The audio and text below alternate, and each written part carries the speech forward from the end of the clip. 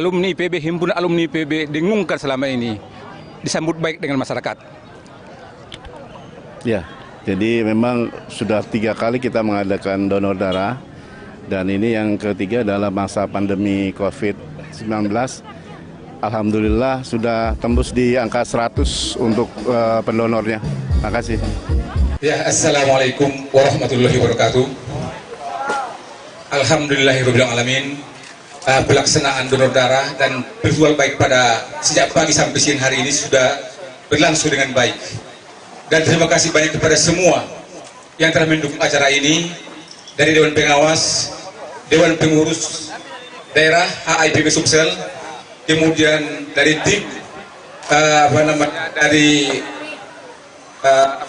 ICI Ocha, Ultra, kemudian Rodaling dan semua sponsor yang menyertai pelaksanaan acara ini. Terkhusus kepada juga dari pemerintah Kota Palembang yang telah memfasilitasi tempat untuk pelaksanaan donor darah hari ini. Kemudian namun demikian, walaupun dengan kondisi pandemi seperti ini, sebenarnya kami cukup besar targetnya mendapatkan 200 kantong darah. Karena mengingat seperti ini, sejak bulan Oktober terakhir hentinya PMI Kota Palembang menemukan kita bahwa PMI Kota Palembang membutuhkan banyak darah. Alhamdulillah dari Bang Tabroni, Sekun dan semua sudah hadir juga. Selamat datang. Sebentar lagi acara akan kita mulai, lagi prepare sambil menunggu peserta yang lain bisa hadir di sini. Oke.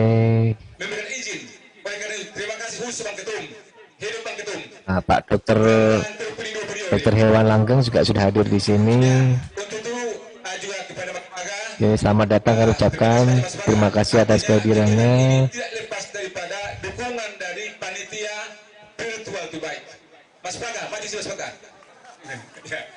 Ya, ini merupakan calon kita. Acara sekali lagi akan kita mulai sekitar pukul 9, nanti akan kita mulai acara kita di hari ini.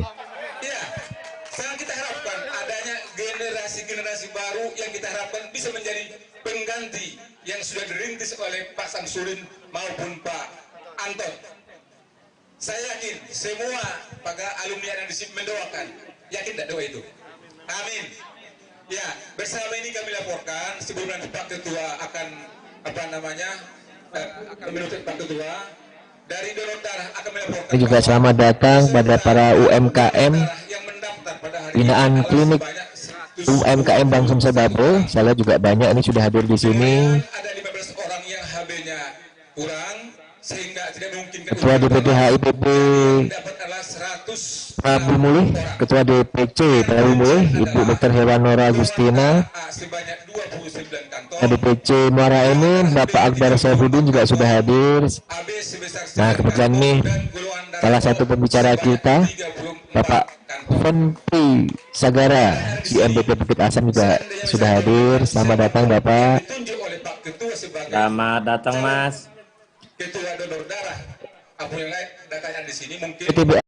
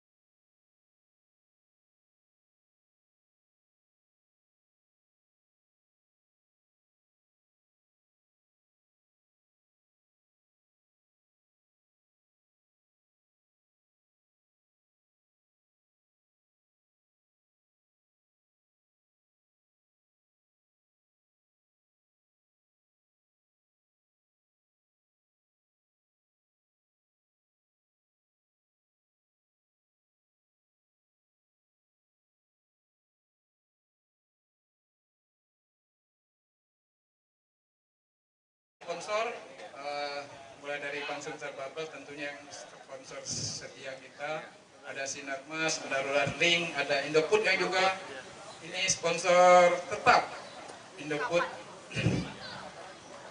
Kami ucapkan juga selamat datang kepada semua hadirin yang telah hadir. Terima kasih banyak atas partisipasinya pada acara kita pada pagi hari ini.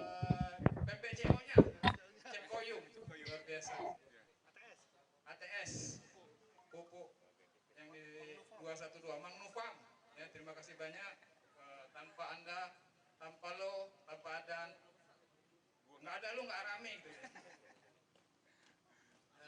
Mungkin itu sekali lagi, terima kasih. Ya lupa, Ika Musi, adik-adik yang sudah membantu yang luar biasa. Mudah-mudahan komunikasi ini berjalan lanjut terus ya. Kita akan membangun komunikasi dengan adik-adik Ika Musi. Nanti ke depannya, nanti Cep Koyum sudah yang sering komunikasi dengan Ika Musi ya. Nanti komunikasi kita terus dengan Pak Ika Musi. Kalau ada yang kita bisa backup, kita backup. Tapi kalau ada acara di Palembang, harus komunikasi dengan kita gitu ya. Karena tadi ada info mau Intu ya, Intu yang biasanya dilakukan setiap tahun. Nanti silakan komunikasi, bikin proposalnya seperti apa kalau nanti cocok. Mungkin itu sekali lagi terima kasih ke teman-teman semuanya alumni. Dewas juga ini, kalau nggak ada kita di nanti mudah-mudahan dia mau pidato nih, kita pulang. Ada Dewas tewas Pak. Kalau nggak ada Dewas tewas. Kalau nggak ada Dewas tewas. Mungkin itu. Terima kasih sekali lagi. Semoga jadi amanah dan keberkahan kita semua. Recording stopped. Assalamualaikum warahmatullahi wabarakatuh. Assalamualaikum warahmatullahi wabarakatuh. Pertama-tama terima kasih untuk Ika Musi ya.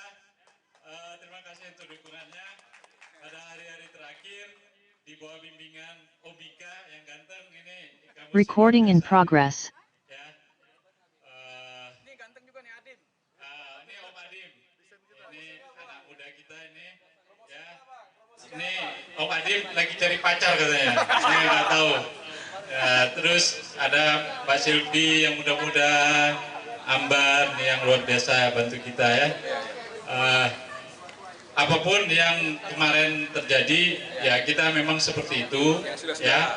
Yang kita biasakan kita selalu ribut ya, ribut untuk kebaikan, pembenahan.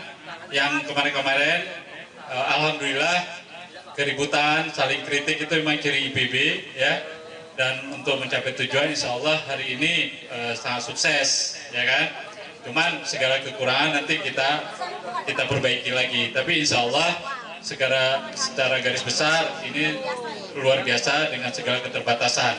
Dan saya baru dapat info dari Mas Paga bahwa donor darah dengan kondisi ini adalah yang terbesar di Palembang katanya selama ini ya dalam kondisi pandemi. Ini luar biasa kepada Mas Paga dan senior kita Bang Karim ya. Jadi yang angkatan di bawah 23 seharusnya malu dengan Bang Karim nih. 23 masih jadi ketua panitia. Jadi selanjutnya yang muda-muda ya, apalagi malu sama Bang Nuh nih ya, senior Bang Nuh segala macam.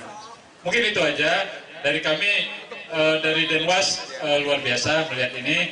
Mudah-mudahan salam dari anggota-anggota Denwas supaya ini sukses selalu.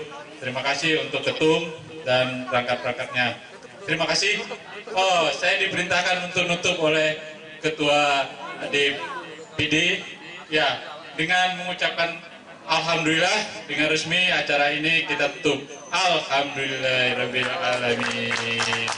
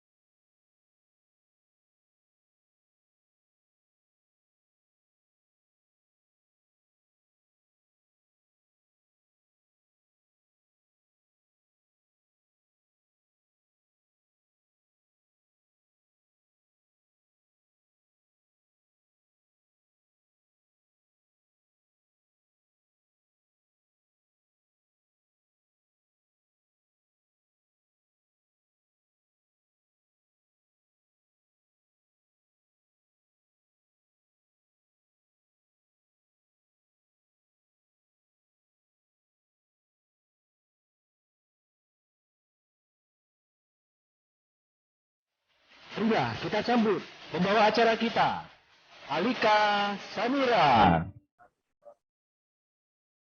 Assalamualaikum warahmatullahi wabarakatuh. Salam sejahtera bagi kita semua.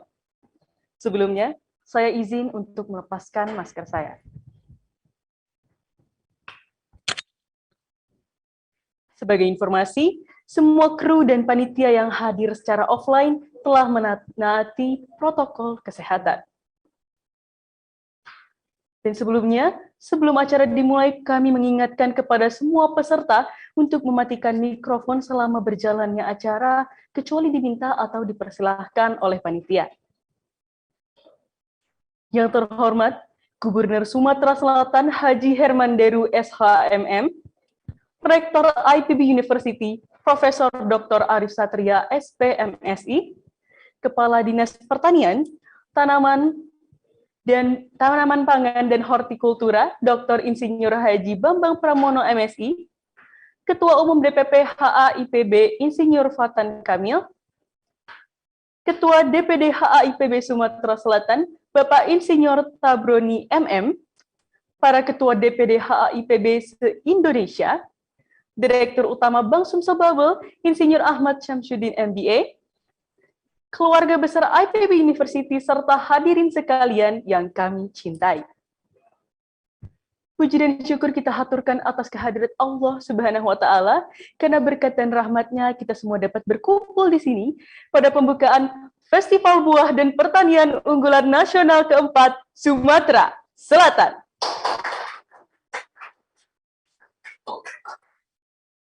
Fesbupernas merupakan acara yang diselenggarakan oleh Himpunan Alumni IPB DPD Sumatera Selatan yang bekerja sama dengan pemerintah Provinsi Sumatera Selatan dan juga IPB University. Pada tahun keempatnya ini, Fesbupernas mengadakan acaranya secara online mengingat era new normal yang saat ini kita hadapi. Agility dari penyelenggaraan acara ini juga sebagai implementasi dari slogan IPB University, yaitu Inspiring Innovation with Integrity. Jadi kami terus berinovasi dan menginspirasi dengan mengajak para UMKM dan petani untuk go digital melalui lomba video promosi merchant, lomba transaksi penjualan, lomba transaksi penjualan terbanyak, pemberian door prize, dan juga tentunya webinar serta talk show series yang akan kita saksikan pada hari ini. Peserta yang berpartisipasi pada tahun ini mencapai 250 UMKM dari bidang pertanian, perkebunan, perikanan, serta makanan dan minuman, dan juga 15 peserta non-UMKM di seluruh Indonesia, di seluruh Sumatera Selatan, dan Bangka Belitung. Turut berpartisipasi juga Kabupaten Pali, Muara Enim, Banyuasin, dan Musi Banyuasin. Kami mengucapkan terima kasih bagi para peserta yang telah turut berpartisipasi dan juga para sponsor, yaitu Bank Sumsel Bubble, Klinik UMKM Bank Sumsel Bubble, PT Tambang Batubara Bukit Asam, PT Sampurna Agro, Braya Mart, PT Pos Indonesia, Ikatan Mahasiswa Bumi Sriwijaya IPB University, Multibrand, dan Tribun Sumsel sebagai media partner. Sebelum acara dimulai, marilah kita menyanyikan lagu Indonesia Raya yang akan dilanjutkan dengan himne IPB. Kepada hadirin, disilahkan untuk berdiri.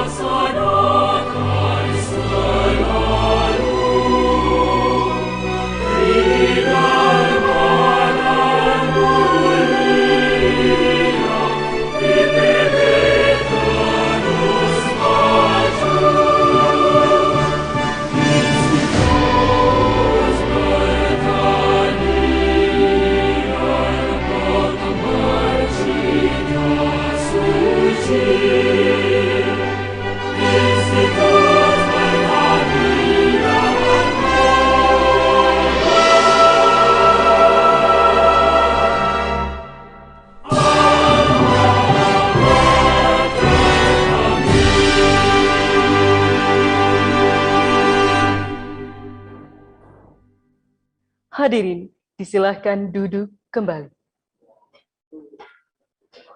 Untuk menambah hikmat acara kita pada hari ini, marilah kita bersama-sama memohon rahmat dari Yang Maha Kuasa. Doa akan dipimpin oleh Insinyur Kiai Gus Haji Ahmad Sarnubi. Kepada Bapak Sarnubi, dipersilahkan.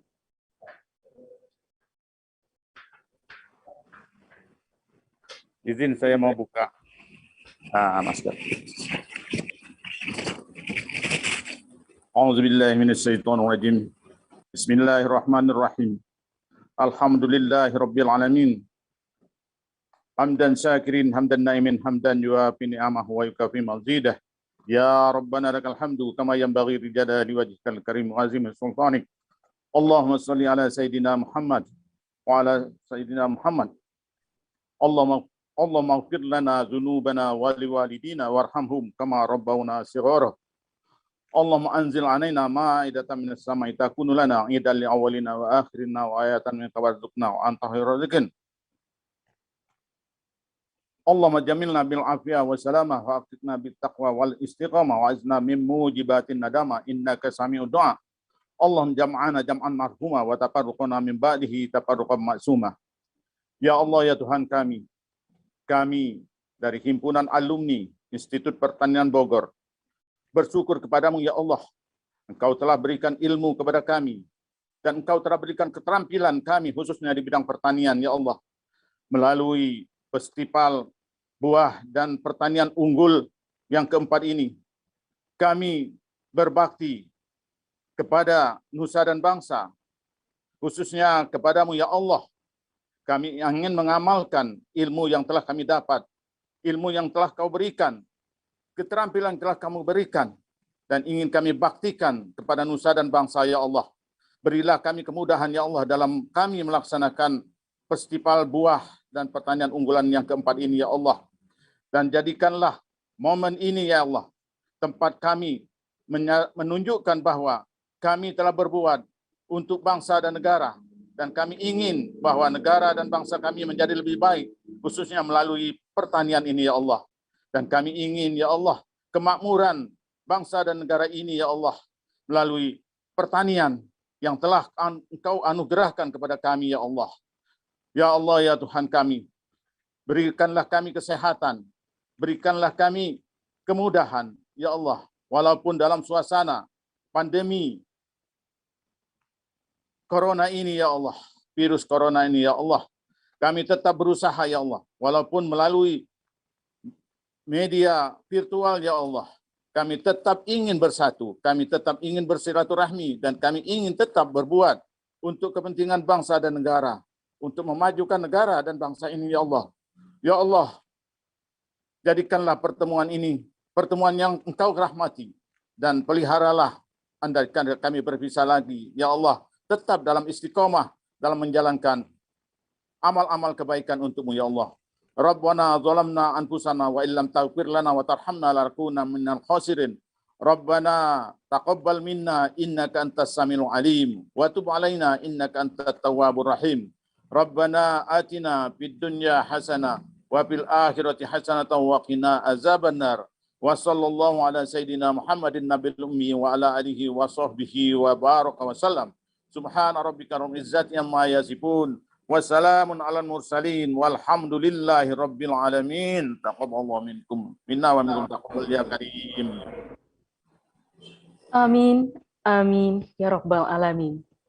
Terima kasih banyak Bapak Sarnubi atas lantunan doanya yang luar biasa. Amin, amin. Semoga acara kita pada hari ini diberkati dan dirahmati olehnya dan dapat membawa keberkahan bagi kita semua. Amin, amin. Baiklah, saya di sini ingin menyambut Wakil Rektor 3 yang telah hadir bersama kita pada hari ini, yaitu Bapak Profesor Dr. Insinyur Dodik Ridho Nur Rahman, MSc FTrop. Selamat datang Bapak. Terima kasih sudah menyempatkan. Selamat pagi. Ya, Waalaikumsalam. Terima kasih banyak Bapak sudah menyempatkan hadir pada hari ini. Baik. Waalaikumsalam.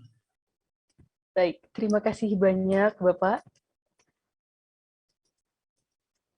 Selanjutnya, kita akan mendengarkan kata sambutan dan laporan dari Ketua Pelaksana Fesbupernas keempat Sumatera Selatan, yaitu Bapak Insinyur Sudirman.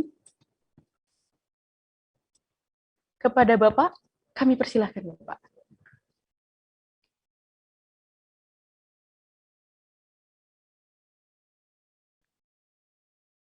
Bismillahirrahmanirrahim. Assalamualaikum warahmatullahi wabarakatuh. Alhamdulillahirrabbilalamin. Rasanya, oh ya, dibuka ya, kita sesuai protokol kesehatan. Ini saya buka dulu deh. Jadi, panitia ini berjuangnya hampir 1 tahun nih Pak, Bapak Ibu.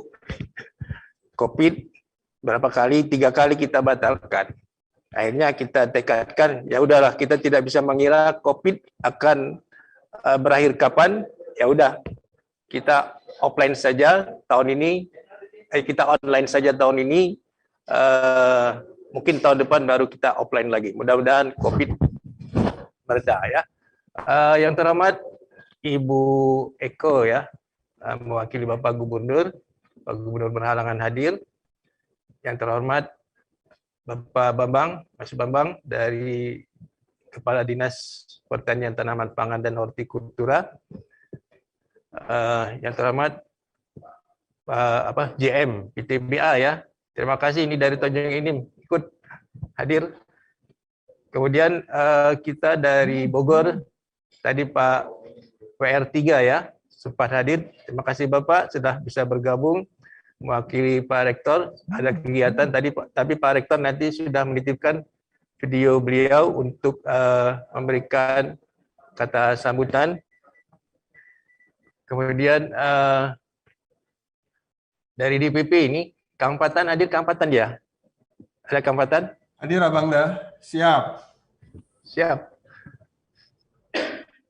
Kemudian juga kita undang DPD-DPD lain, ada 34 DPD dari seluruh Indonesia, mudah-mudahan ada yang hadir ya. Oke, DPC juga lain yang hadir. Teman-teman keluarga besar ya, di grup kita itu ada Armada, ada kelompok 1, kalau saya angkatan 17, jadi ada 2 kelompok dan grup-grup komunitas lain di grup ya. Sudah di-share semua nih, insya Allah hadir pagi ini maupun nanti siang, nanti jam 10-an ya waktu webinar. Rasanya lega sekali, kami justru panitia ini, pandemi ini jadi tantangan dan peluang. Kenapa? Kita pandemi, kita jangan hanya kerja di rumah, kami tetap bekerja tapi jarak jauh, panitia Zoom terus ya, panitia ini terbatas untuk kumpul. Jadi kami anggap ini tantangan dan peluang. Akhirnya kami coba rangkul ya UMKM yang ada di Sumatera Selatan ini. Ayo kita apa istilahnya sekarang, kita menjadikan UKM itu naik kelas ya. Kita coba belajar dengan digital platform festival tahun ini selama sebulan ya, selama sebulan. Kita belajar digital marketing. Terus terang saya pun juga ikut belajar ya. Karena selama ini offline ya. Alhamdulillah terkumpul lebih kurang 250-an ya UMKM yang ada di Sumsel ini yang ikut serta di sini, yang sempat ikut serta walaupun tidak hadir di Zoom ini. Tapi setelah dilihat ini sebagian besar rupanya UMKM-nya ini binaan Bang Sumsel nih. Mas Anton. Mas Anton sudah hadir? Hadir ya Mas Anton? Rupanya binaan Bang Sumsel Bubble. Aplaus dulu ya buat Bang Sumsel Bubble. Telah berhasil membina UMKM-nya. Terus terang waktu ketemu kita Zoom dengan para UMKM-nya, Pak kami ini gaptek Pak, HP-nya hanya HP jadul. Nggak usah khawatir Bu.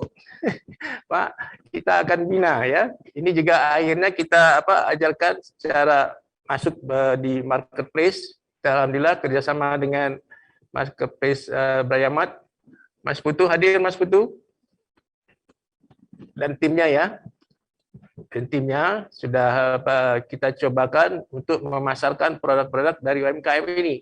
Kita belajar dari izinnya, kita patuhi PIRT, terus produk ini halal dan seterusnya. Ya, kita semua itu kita terapkan walaupun nantinya bertahap. Ya. Terus terima kasih juga sudah hadir di sini kabupaten kota ya. Alhamdulillah ini yang ikut di sini ada dari Kabupaten Pali. Ada wakilnya Pali? Hadir di Zoom. Kemudian Kabupaten Muara Enim. Ini katanya Pak, sekarang tidak musim buah. Silakan tampilkan potensi lain. Apa? Katanya ada batik dari Muara Enim. Ya, benar ya? Pak. Ya, siap ya. Kita akan tunjukkan seluruh potensi di Sumatera Selatan, kabupatennya, tampilkan melalui foto-foto produknya di situ. Ya. Yang ketiga, Kabupaten Muba. Ada hadir di Zoom? Ya, Muba ya. Kemudian yang terakhir dari Banyu Asin, ya semangat ya Banyu Asin, produk-produknya. Memang kita ini kemarin terpengaruh pandemi dan juga musim buah, ya. Tiap hari kita berpatokan setiap festival itu musim buah. Tahun ini kita tidak ada makan durian sepuasnya. Sudah kita puterin seluruh Sumatera Selatan, pinggirannya juga perbatasan Lampung Bengkulu, kayaknya durian sedikit ya, kecuali banyak durian, udah keren. Durian masih banyak, udah keren ya. Jadi belum bisa makan durian sepuasnya, ya. Mungkin nanti ada nih dari Bang Sumsel Bubble, ada yang menarik, tapi ditunggu. Beli buah 1 kilo, nanti kita tentukan hanya Rp1. Mantap, ya, mantap. Bukan makan tabungan ya. Rp1 insya Allah nggak makan tabungan Bapak Ibu. Ya, insya Allah nanti ada persembahan dari kerjasama Bang Sumsel. Tunggu saja. Nanti waktu di sini, nanti waktu webinar atau nanti Bapak Ibu pas belanja, kita akan kabarkan beli buah apa hanya Rp1 1 kilonya. Ya. Jadi di sini selain kita pamerkan secara virtual expo, Bapak Ibu, seluruh tenan ini, nah oh ya, hampir terlupa saya beberapa sponsor kita ya yang ikut di sini. Sebelum sponsor ini dulu apa? Dari instansi yang terkait di sini juga ada 15 instansi, antara lain Pusat Penelitian Karet, juga ada Serambi Botani ya dari Bogor, dan lain beberapa instansi. Dan juga kami mengucapkan terima kasih yang tak terhingga ya kepada dukungan yang keempat kali ini dari Bang Sumsel Bubble. Ya, Bang Sumsel Bubble. Kemudian dari PTBA juga terus mendukung kita, dan juga dari Sampurna Agro, dan dan juga untuk ini beberapa sponsor lain, PT Pos Indonesia, mitra kita, dan Berayamat. Dan terakhir kita juga terima kasih dari tim Sriwijaya Pos dan Tribun ya, media partner kita. Ini acara kita di studio ini, di studio Tribun dan Seribu ya. Promosi nih Pak. Demikian, mari ikuti kegiatan ini, Festival Buah selama sebulan. Silakan klik nanti di tenan-tenan itu melalui web ya. Kita di sini judulnya peresmian launching web kita dan nanti webinar ya, Festival Buah dan Pertanian Unggulan Nasional keempat ya. Silakan nanti kita saksikan peresmiannya. Terima kasih IPB Dikjaya. Assalamualaikum warahmatullahi wabarakatuh.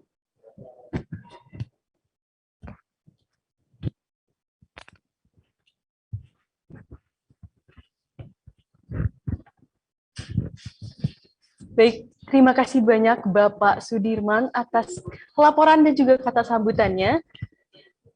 Dan juga kami ucapkan terima kasih sekali lagi bagi para sponsor kami, yaitu Bank Sumsel Bubble, Klinik UMKM Bank Sumsel Bubble, PT Tambang Batubara Bukit Asam, PT Sampurna Agro, Berayamat, PT Pos Indonesia, IKA Musi IPB University, Multibrand, dan Tribun Sumsel sebagai media partner kami. Tak lupa, kami ucapkan juga terima kasih atas dukungan yang tak henti-hentinya mengalir dari DPP Himpunan Alumni IPB.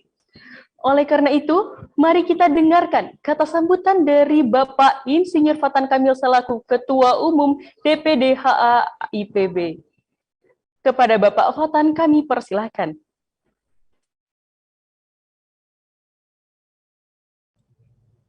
Terima kasih. Moderator, pembawa acara.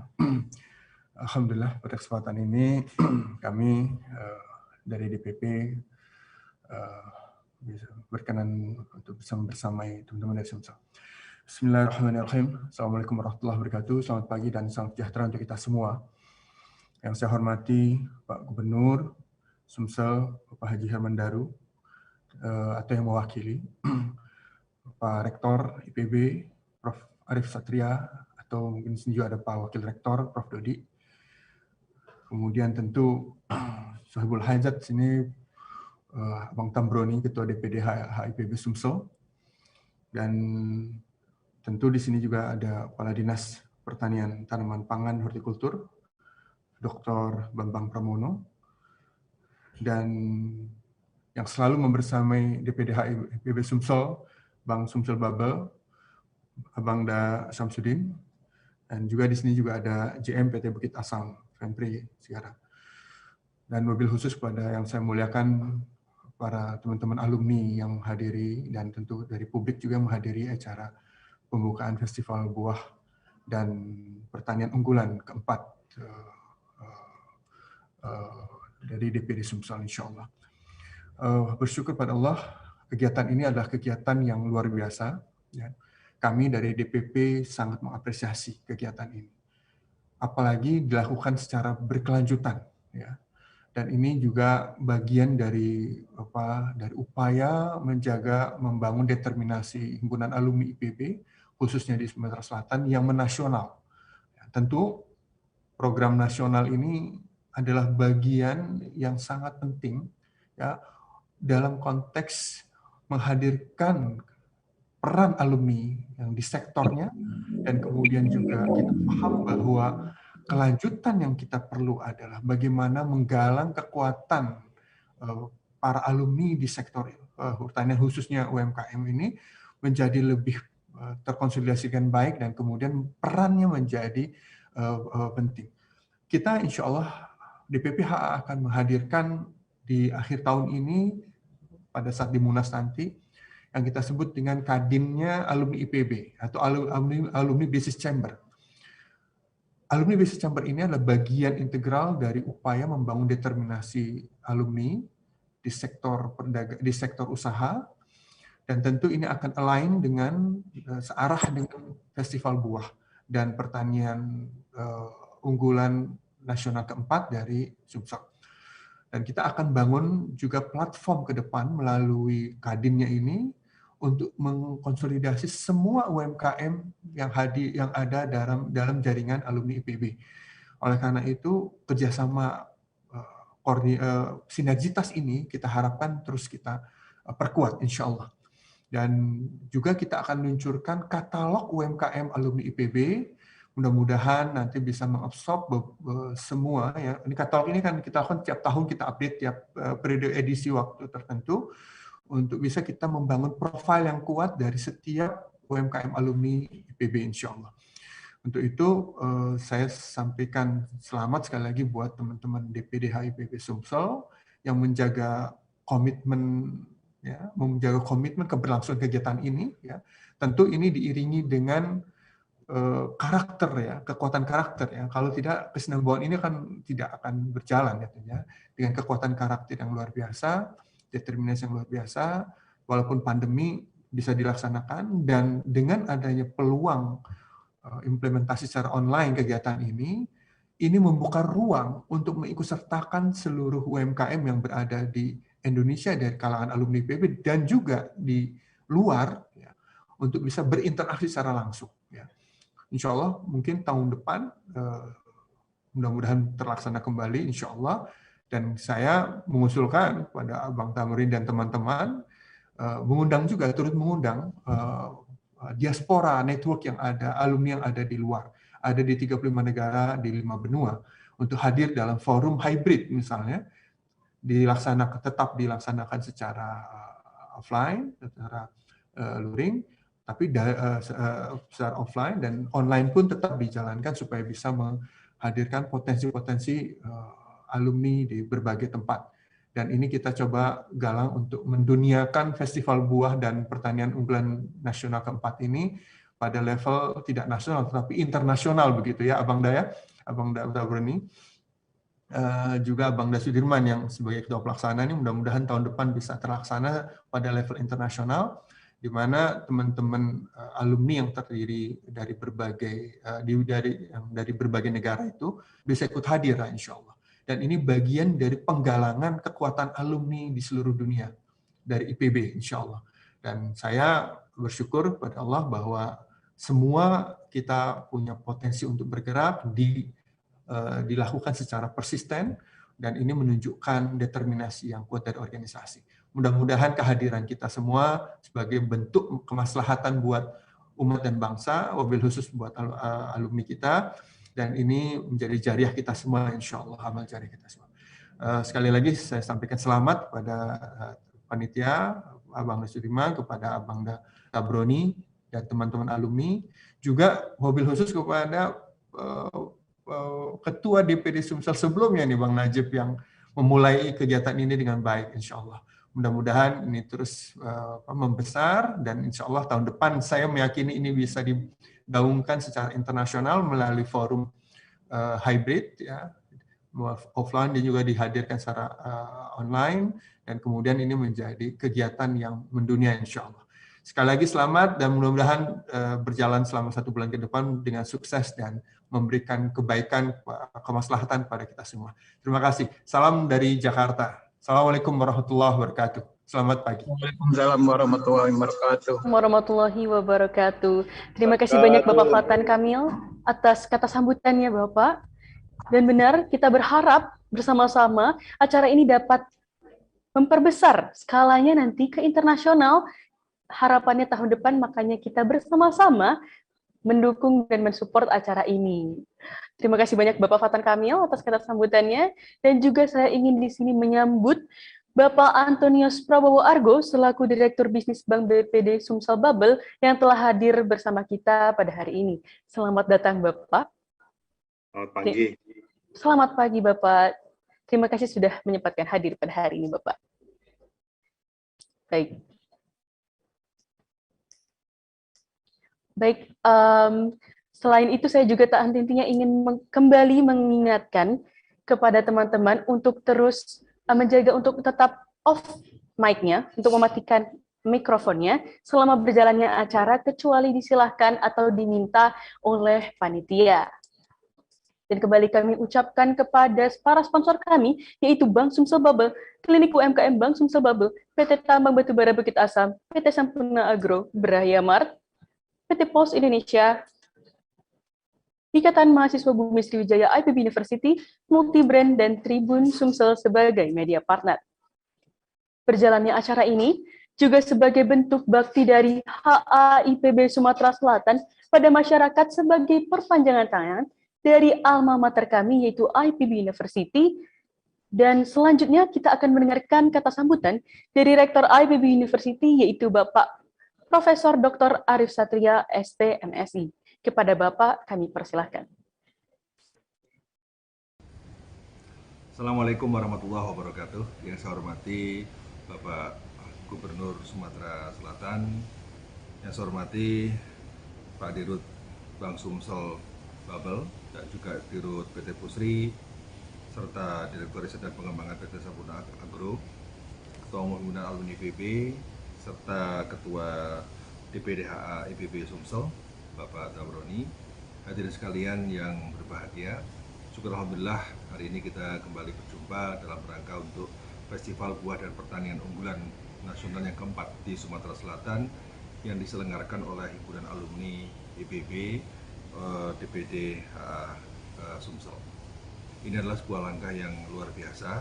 Saya juga pernah hadir acara Festival Buah di Sumatera Selatan yang diadakan oleh Himpunan Alumni IPB. Acara yang sangat penting ini merupakan acara yang bisa menginspirasi semua pihak, karena yang kita bangun adalah optimisme bahwa pertanian bisa bangkit, bahwa pertanian bisa menjadi penyelamat di saat kita krisis, dan bahkan pertanian menjadi bagian dari masa depan kita. Oleh karena itu, optimisme itu harus segera kita wujudkan sebagai alumni IPB. Tentu IPN bergerak di bidang pemerintahan, yang bergerak di bidang wira swasta, atau bergerak di bidang profesional, atau peneliti, LSM, atau pelaku di lapangan, semua harus bersinergi, berkolaborasi untuk bisa memperkuat sektor ini.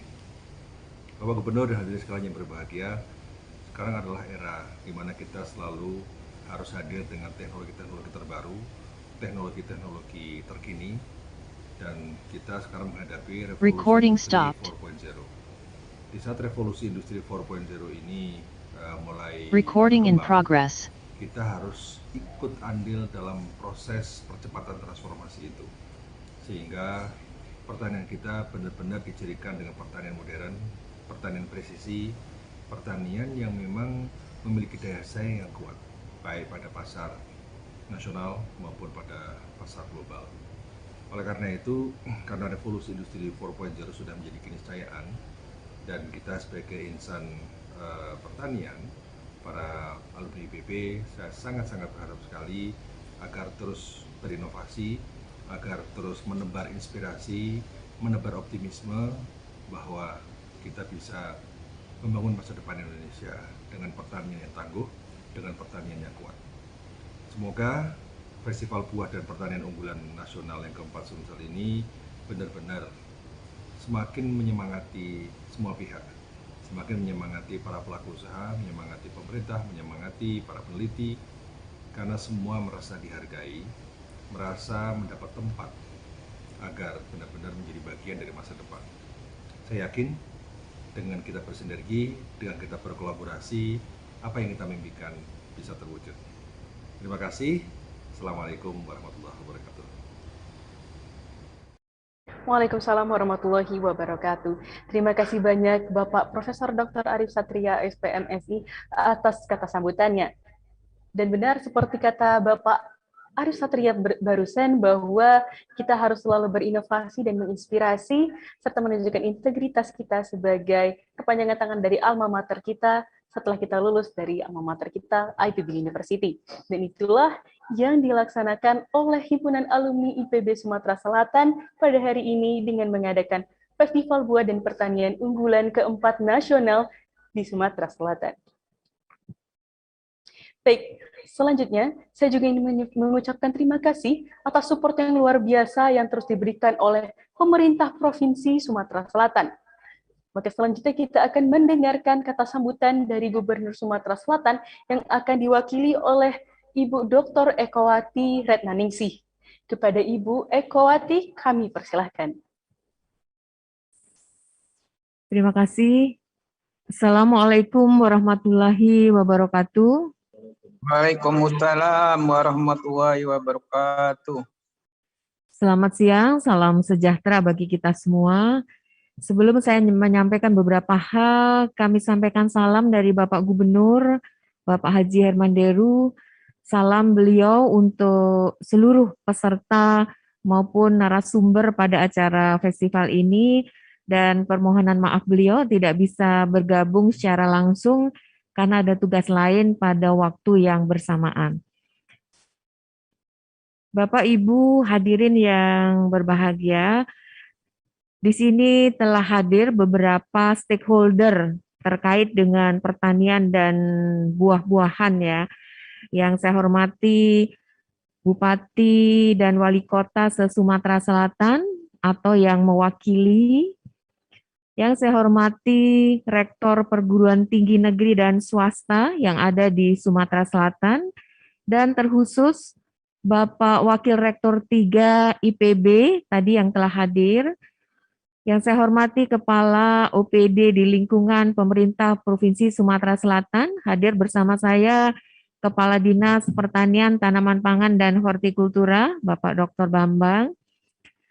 Dan juga hadir bersama saya di sini tim gubernur untuk percepatan pembangunan di bidang pertanian.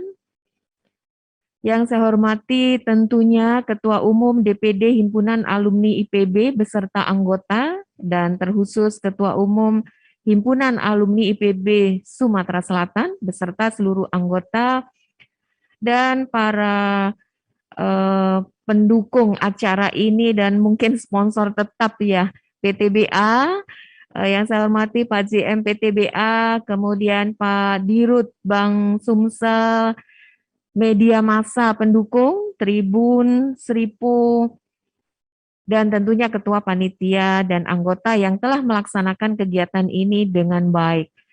Serta Bapak Ibu yang tidak bisa saya sebutkan satu persatu dan tidak mengurangi rasa hormat kami kepada Bapak Ibu semua.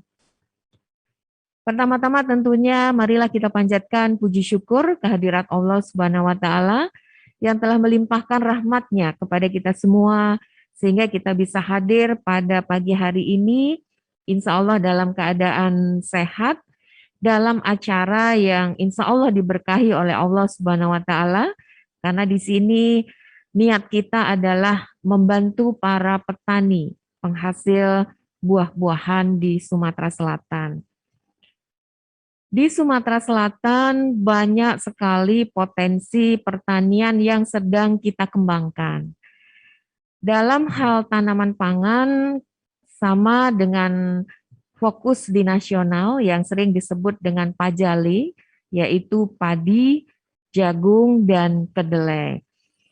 Sedangkan di bidang hortikultura, di buah-buahan, ada 8 komoditas buah Sumatera Selatan yang sedang dikembangkan, yaitu durian, duku, kemudian nenas, manggis, jeruk, pisang, salak, dan alpukat. Sedangkan komoditas sayuran yang saat ini kita kembangkan juga adalah cabai merah. Ini penyumbang inflasi sehingga secara terus-menerus kita dorong untuk produksi cabai terpenuhi secara mandiri di Sumatera Selatan. Bawang merah dan kawan-kawan pertanian juga sedang mengembangkan bawang putih di Sumatera Selatan serta kentang. Dan untuk komoditas obat-obatan yang telah eksis adalah jahe, baik jahe merah, jahe gajah, ini sudah banyak produk hilirnya. Dalam kesempatan ini saya mengajak kawan-kawan alumni IPB. IPB identik dengan pertanian. Rasanya kalau kita sebut pertanian pasti image kita ke IPB. Mudah-mudahan sampai sekarang seperti itu ya. Karena dulu rasanya waktu saya SMA dulu itu begitu orang menyebut pertanian pasti image-nya IPB. Orang menyebut IPB pasti image-nya pertanian. Saya mengapresiasi Pak Gubernur, pemerintah Sumatera Selatan sangat mengapresiasi dan mendukung kegiatan festival buah yang selalu dilaksanakan dan hari ini adalah yang keempat. Namun kami mengharapkan ada peran lain yang diperankan oleh alumni IPB yang ada di Sumatera Selatan. Bagaimana bisa kita bekerja sama membantu pemerintah Sumatera Selatan untuk melakukan pemuliaan buah-buahan khas Sumatera Selatan yang mungkin hampir punah kalau kita sebutkan. Misalnya duku. Nah, bagaimana kita bisa melakukan riset dan inovasi, tadi disampaikan oleh Pak Wakil Rektor, kalau alumni IPB itu pasti full teknologi lah. Dia high knowledge. Nah, ini kita di Sumatera Selatan sangat berharap bahwa alumni IPB di Sumatera Selatan bisa mengambil peran. Bagaimana meriset dan membuat inovasi agar buah duku itu bisa ditanam dengan mudah, bisa berbuah cepat, dan buahnya manis. Nah, ini ideal ini permintaannya. Tapi dengan teknologi dan pengetahuan, semuanya rasanya bisa dimodifikasi atau direkayasa sehingga memenuhi standar-standar tersebut. Kenapa Duku? Sumatera Selatan terkenal atau orang sebutnya Palembang ya, Duku Palembang. Di Jakarta dijual Duku Palembang, di mana-mana Duku Palembang. Sementara kalau kita ke lapangan, ke desa-desa, pohon duku ini hampir umurnya seluruhnya puluhan tahun dan sudah tidak produktif. Nah, kami khawatir nanti ke depan, 10 tahun ke depan, pohon-pohon ini sudah terlalu tua dan tidak berbuah lagi, sementara peremajaannya belum dilakukan. Nah, di sini kami mengajak alumni IPB ini, kita bisa bekerja sama secara kelembagaan antara alumni IPB dengan kita punya badan Litbang yang sudah berubah menjadi Badan Riset dan Inovasi Daerah, nanti kolaborasi implementasi dengan Dinas Pertanian dan Hortikultura, atau kerjasama mengajak juga ibunya, yaitu IPB-nya sendiri, bisa juga dengan IPB, alumninya, dan pemerintah Sumatera Selatan. Kami tunggu bagaimana kita ke depan bisa membuat roadmap dengan hasil-hasil riset dan inovasi yang bisa diimplementasikan di masyarakat untuk memuliakan tanaman-tanaman buah-buahan di Sumatera Selatan dan khas. Duku ini sangat khas. Jadi ini harus kita selamatkan, bisa kita remajakan, anak cucu kita nanti masih bisa menikmati buah duku dengan kualitas yang lebih bagus. Karena tentunya masyarakatnya sudah pendidikannya lebih tinggi, dibantu ada alumni ahli-ahli pertanian. Kalau dulu kakek-kakek kita menanam duku hasilnya sekarang manis, nah kenapa enggak? Sekarang ahli-ahli yang dari perguruan tinggi ini harus bisa menanam duku yang cepat berbuah, mudah ditanam, dan rasanya juga tetap manis, tidak kalah dengan produk kakek-kakek kita yang dulu. Dan kami mengapresiasi kegiatan atau kiprah dari alumni IPB ini karena tidak semua alumni perguruan tinggi bisa eksis dengan kegiatan-kegiatan produktifnya. Sehingga kami sangat mengapresiasi kiprah dari alumni IPB ini untuk mengambil peran, membantu petani atau UKM untuk memasarkan produknya dengan mudah, tanpa melalui rantai pasar yang cukup panjang, tanpa terjebak dengan tengkulak, dengan melalui digital market. Ya, tadi telah dilaporkan lebih 200 UKM yang sudah ikut di acara ini. Dalam kesempatan ini kami ingin sampaikan bahwa pemerintah Sumatera Selatan juga sudah mempunyai platform digital market di bidang pertanian. Ya, yang Pak Bambang ini yang membangun bersama kawan-kawan, yaitu namanya Si Bejajo. Jadi bisa aja nanti di searching tentang Si Bejajo. Di sana sudah ada 244 toko yang menjual hasil pertanian. Jadi petani bisa langsung menjual di Si Bejajo. Apa salahnya walaupun tadi disampaikan di sini menggunakan platform yang berbeda, tapi juga punya toko di Si Bejajo kan nggak masalah. Mempunyai toko lebih dari satu, tetap gratis kok. Beda dengan kalau toko kita toko offline ya. Kalau toko online kita bisa punya toko di lebih dari satu toko, sehingga konsumen dapat mudah menemukan produk-produk hasil pertanian di Sumatera Selatan, dan para petani atau UKM bisa menjual langsung ke konsumen dengan harga yang bagus tanpa melalui makelar ya, biasanya ada tengkulak seperti itu.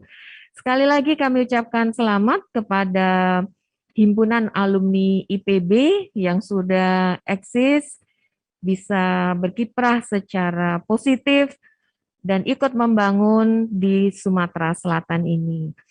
Demikian Bapak Ibu, dan akhirnya dengan mengucap Bismillahirrahmanirrahim, saya nyatakan Festival Buah dan Pertanian Unggulan Nasional keempat Sumatera Selatan dengan resmi dibuka.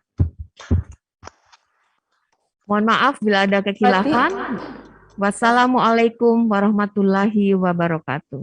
Waalaikumsalam warahmatullahi wabarakatuh. Baik Ibu, sebelum meninggalkan ruangan, kami mohon Ibu kesediaannya agar dapat mengarahkan tangan Ibu atau menempelkan ke arah layar Ibu seperti ini Ibu. Ya, seperti itu ya Ibu. Ya, terima kasih Ibu. Kita hitung mundur. 3, 2, 1.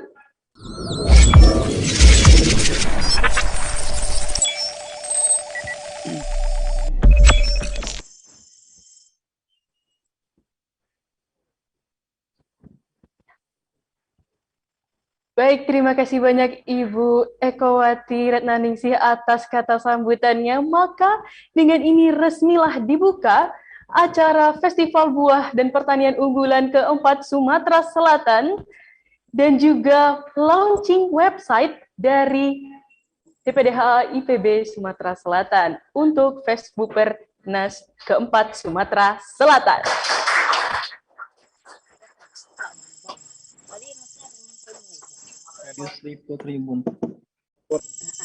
Baik, setelah dibukanya acara ini, maka kita akan menyaksikan webinar dan talk show seri ke-1 dengan tema sinergitas pemerintah, BUMN, BUMD, swasta, dan IPB University dalam rangka mendukung food estate Sumatera Selatan untuk pemulihan ekonomi di era new normal. Dan untuk semua hadirin yang belum dapat menyaksikan secara langsung, dapat juga menyaksikan acara ini melalui Instagram, Facebook, dan juga YouTube yang akan di-share linknya oleh panitia melalui ruangan Zoom meeting. Dan hadirin sekalian tetap berada di tempat karena selain webinar akan ada kuis di akhir acara dengan clue yang akan tersebar di sepanjang jalannya acara. Oleh karena itu, saya Alika selaku MC pamit undur diri. Terima kasih atas perhatiannya dan mari kita sambut moderator kita yang luar biasa, yaitu Sabri Sudirman, SPI, MSI, PhD. Untuk Anda yang pekerja keras, untuk Anda yang suka mobilitas,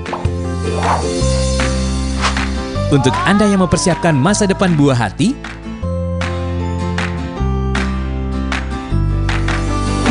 tukarkan poinnya, pilih hadiahnya, dan raih Super Grand Prize dan Grand Prize yang diundi di setiap cabang Bank Sumsel Bubble. Bank Sumsel Bubble, mitra Anda membangun daerah.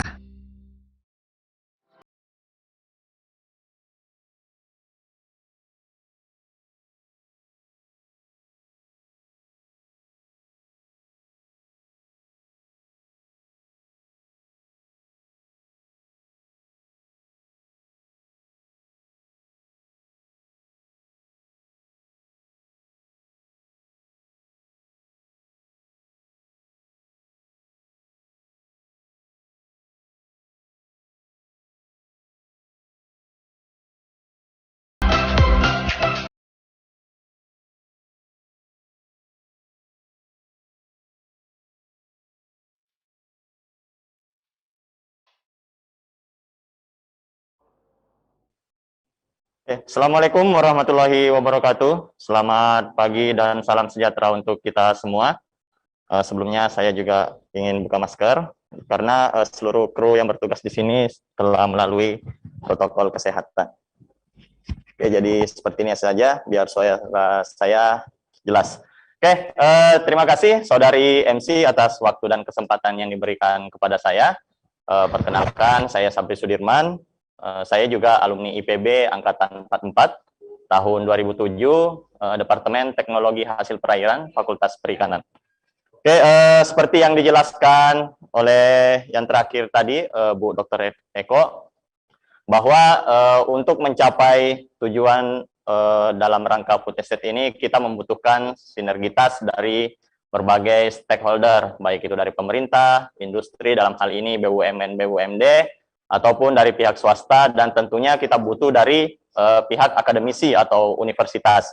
Nah, Bapak Ibu sekalian, ini adalah webinar dan talk show seri yang pertama yang berjudul Sinergitas Pemerintah, BUMD, BUMN, Swasta, dan IPB University dalam mendukung Food Estate Sumatera Selatan untuk pemulihan ekonomi di era new normal. Alhamdulillah pada kesempatan yang berbahagia ini, meskipun suasananya masih dalam keadaan pandemi atau COVID, atau kita sebut sajalah era new normal, kita telah kehadiran beberapa narasumber yang sangat kompeten, yang sangat luar biasa pada bidangnya. Yang pertama di sini ada Bapak Kepala Dinas Pertanian, Tanaman Pangan, dan Hortikultura Provinsi Sumatera Selatan, yaitu Bapak Dr. Insinyur HR Bambang Pramono, MSI. Selamat pagi Bapak, bisa ini jelas Bapak ya, Pak Bambang? Assalamualaikum warahmatullahi wabarakatuh. Waalaikumsalam warahmatullahi wabarakatuh. Terima kasih Bapak. Kemudian yang kedua, ini dari sektor BUMN, BUMD dan swasta. Di sini kita kedatangan Bapak Direktur Bisnis Bank Pembangunan Daerah Sumatera Selatan dan Bangka Belitung. Selamat datang Bapak Antonius Prabowo Argo, atau yang lebih sering disapa dengan Pak Anton. Selamat pagi Bapak. Selamat pagi, Assalamualaikum. Waalaikumsalam warahmatullahi wabarakatuh. Terima kasih Bapak. Kemudian yang ketiga dari PT Bukit Asam TBK, dalam hal ini adalah General Manager Pertambangan Tanjung Enim, Bapak Fenpri Sagara. Selamat pagi Bapak. Selamat pagi. Assalamualaikum warahmatullahi wabarakatuh. Waalaikumsalam warahmatullahi wabarakatuh. Terima kasih Bapak atas kehadirannya. Kemudian yang keempat dari perwakilan IPB University, dalam hal ini diwakili oleh Wakil Rektor 3, Bapak Profesor Dr. Insinyur Dodi Ridho Nurrahmat, MSc FTROP. Selamat pagi Bapak. Assalamualaikum. Selamat pagi. Assalamualaikum. Ya, selamat pagi Bapak. Terima kasih. Jadi Bapak Ibu sekalian, semoga kita dapat fokus untuk menerima materi atau paparan dari masing-masing narasumber. Karena di sini kalau kita lihat sudah pas ya dari judul kita, sinergitas antara pemerintah, BUMN, BUMD, dan swasta dan IPB University untuk mencapai tujuan kita bersama. Jadi tidak perlu berlama-lama lagi, nanti urutannya itu kita mulai dari Pak Kepala Dinas dulu, kemudian dari Bank Sumsel Bubble, kemudian dari PTBA, dan yang terakhir kita lihat pandangan dari pihak akademisi. Tanpa berlama-lama lagi, kita sambut saja narasumber kita yang pertama, yaitu dari Dinas Pertanian, Tanaman Pangan, dan Hortikultura Provinsi Sumatera Selatan, kepada Bapak Bambang Pramono. Selamat pagi Bapak, Assalamualaikum. Selamat pagi. Waalaikumsalam warahmatullahi wabarakatuh. Ya Bapak, jadi kesempatan yang pertama kami berikan kepada Bapak untuk menyampaikan materi mengenai tema kita pada hari ini. Insya Allah nanti waktu kami berikan sekitar 20 menit Bapak ya, untuk mempresentasikan. Nanti mohon maaf kalau nanti sekitar 5 atau 3 menit, mohon izin mengingatkan gitu Pak ya, untuk waktunya. Oke, bagaimana Bapak? Alhamdulillah sehat ya Pak? Alhamdulillah, salam sehat luar biasa. Ya Pak, Alhamdulillah, semoga kita selalu dalam keadaan sehat. Baiklah Bapak Ibu sekalian, langsung saja kita mendengarkan paparan materi dari Bapak Dr. Insinyur Bambang Pramono, selaku Kepala Dinas Pertanian, Tanaman Pangan, dan Hortikultura Provinsi Sumatera Selatan. Silakan Bapak. Baik, terima kasih. Assalamualaikum warahmatullahi wabarakatuh. Waalaikumsalam. Salam sehat, selamat pagi, salam sejahtera untuk kita semua. Yang kami hormati para peserta webinar yang sempat hadir, baik di acara pembukaan maupun di acara sesi pertama webinar kita pada pagi hari ini. Para narasumber yang berbahagia, ada mitra kerja saya, Direktur Bisnis, Pak Anton. Beliau double gardan ini sebagai pembicara dan sebagai alumni IPB. Selamat pagi, salam sejahtera. Selanjutnya pembicara yang kedua, JMPTBA, dan Mas Dodi Ridho, WR3, Pak Dodi, kita sudah WA-WA-an tapi kita berjumpa di media virtual, belum bisa berjumpa langsung ya, terkait dengan kerjasama Dinas Pertanian Provinsi dengan IPB di dalam program Kampus Merdeka. Mudah-mudahan ini menjadi momentum untuk dapat kita implementasikan, Pak Dodi, WR3. Bapak Ibu yang berbahagia, peserta seminar yang kami hormati, pertama-tama kami menyampaikan selamat dan apresiasi atas terselenggaranya acara ini, yang menurut kami di tengah wabah pandemi, HAIPB, DPD Sumatera Selatan masih mampu berkiprah luar biasa, mendorong, membersamai pemerintah Sumatera Selatan di dalam melakukan kegiatan pengembangan pembangunan pertanian di Sumatera Selatan, khususnya UMKM dan petani, dalam hal ini korporasi petani dan seluruh insan pertanian di Sumatera Selatan. Materi yang disampaikan kepada kami adalah sinergisitas pemerintah, BUMN, BUMD, swasta, dan IPB khususnya dalam rangka mendukung rencana food estate di Sumatera Selatan. Slide pertama izin kami menyampaikan kaitannya dengan misi pertama Pak Gubernur Sumatera Selatan. Misi pertama Bapak Ibu sekalian adalah membangun Sumsel berbasis ekonomi kerakyatan yang didukung sektor pertanian, industri, dan UMKM yang tangguh.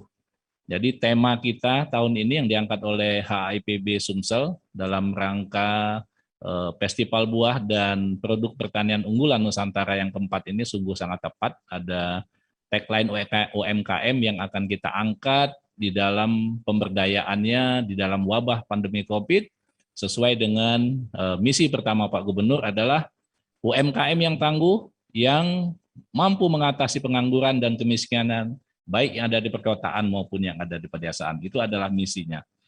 Selanjutnya, program kerja dari penjabaran misi tersebut dapat kami sampaikan. Yang pertama adalah pengembangan ekonomi kreatif di sektor jasa dan industri kecil dan menengah. Lagi-lagi UMKM bisa dikaitkan di sini.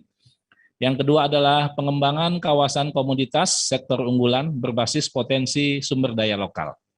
Tadi juga sudah disampaikan oleh BOKO, sumber daya lokal, unggulan spesifik lokasi Sumsel, dan itu juga akan menjadi penguatan kita ke depan, Pak Tebroni, Pak Sudirman, teman-teman alumni DPD HAIPB Sumsel, untuk bisa kita implementasikan sesuai dengan program kerja yang sudah tersusun oleh Pak Gubernur periode 2018-2023, Bapak Herman Deru dan Bapak Mawardi Yahya. Yang ketiga, membangun infrastruktur dan mempercepat pembangunan perekonomian rakyat. Yang keempat, memfasilitasi pembangunan industri sektor hilir dan dari potensi ekonomi masyarakat. Yang kelima, penyediaan data dan informasi perekonomian secara komprehensif. 6, membentuk bank data potensi. Ketujuh, mengembangkan industri pengolahan. Dan ke-8 adalah penataan pola hubungan ekonomi antar investor yang materinya pagi ini kami sampaikan. Lanjut. Selanjutnya Bapak Ibu sekalian, kebijakan pembangunan sektor pertanian pangan ke depan. Apabila kita lihat masalah tantangan di Sumatera Selatan, ya, pertama adalah luas baku yang semakin menurun. Yang kedua, luas lahan pasang surut dari 470.000 lahan di Sumsel, itu 68%-nya adalah lahan rawa yang terdiri dari lebak dan pasang surut. Ini spesifik di Sumatera Selatan, di mana di musim kemarau, lahan-lahan irigasi dan tada hujan itu produktivitasnya rendah, tetapi justru di lahan rawa lebak itu produktivitasnya tinggi, ada pertanaman yang dimungkinkan untuk melakukan aktivitas usaha tani padi.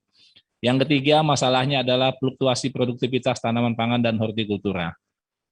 Fluktuasi di sini Bapak Ibu sekalian, produktivitas kita yang masih naik turun, nasional saat ini ada 5,1 ton per hektar, sedangkan Sumatera Selatan baru mencapai 4,97.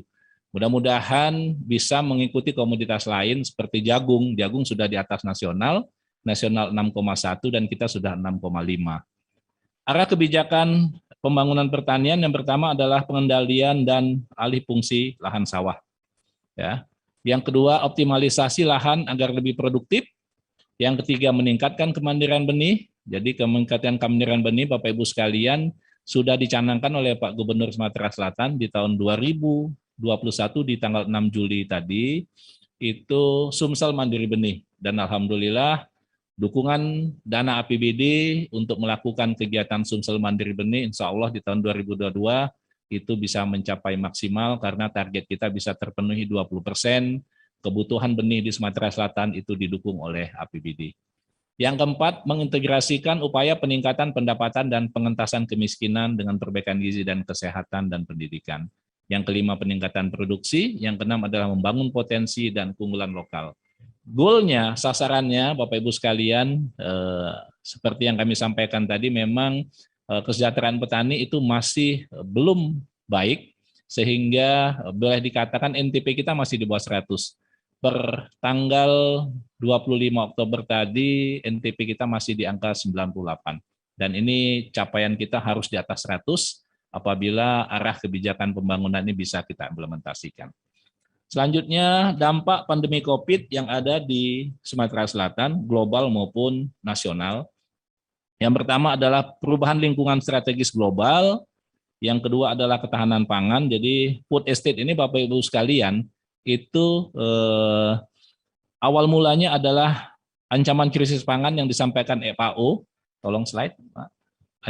Ancaman krisis pangan yang disampaikan oleh FAO, bahwa di tahun 2021-2022 dunia akan kekurangan pangan, sehingga Presiden Republik Indonesia Pak Joko Widodo menyampaikan bahwa kita harus memperkuat ketahanan pangan, sehingga program strategis yang diluncurkan oleh beliau melalui Kementerian Bappenas, Kementerian Keuangan dan Kementerian Pertanian juga melibatkan Menhan, yaitu pencanangan food estate. Di tahun 2020, Bapak Ibu sekalian, 2 provinsi yang menjadi lokasi pengembangan food estate di Indonesia, yaitu di Kalimantan Tengah dan Sumatera Utara. Komoditas di Sumatera Utara adalah hortikultura, sayuran dan buah, sedangkan komoditas padi di Kalimantan Tengah.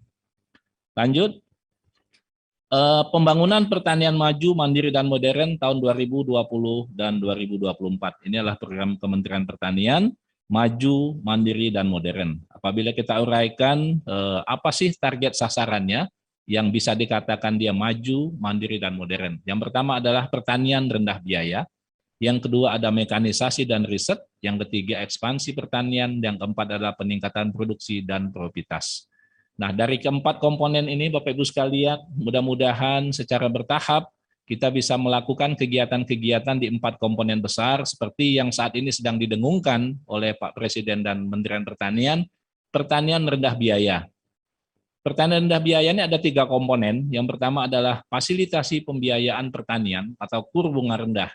Ini saat ini Bapak Ibu sekalian, dari 60 triliun yang sudah diserap oleh KUR, dan ada 25 triliun yang sudah direalisasikan untuk tanaman pangan, Sumatera Selatan hari ini sudah mendekati 700 miliar. Target kita, kalau di tahun 2020, Bapak Ibu sekalian, Pak Anton juga cukup paham mengenai ini, kita baru mencapai 643 triliun.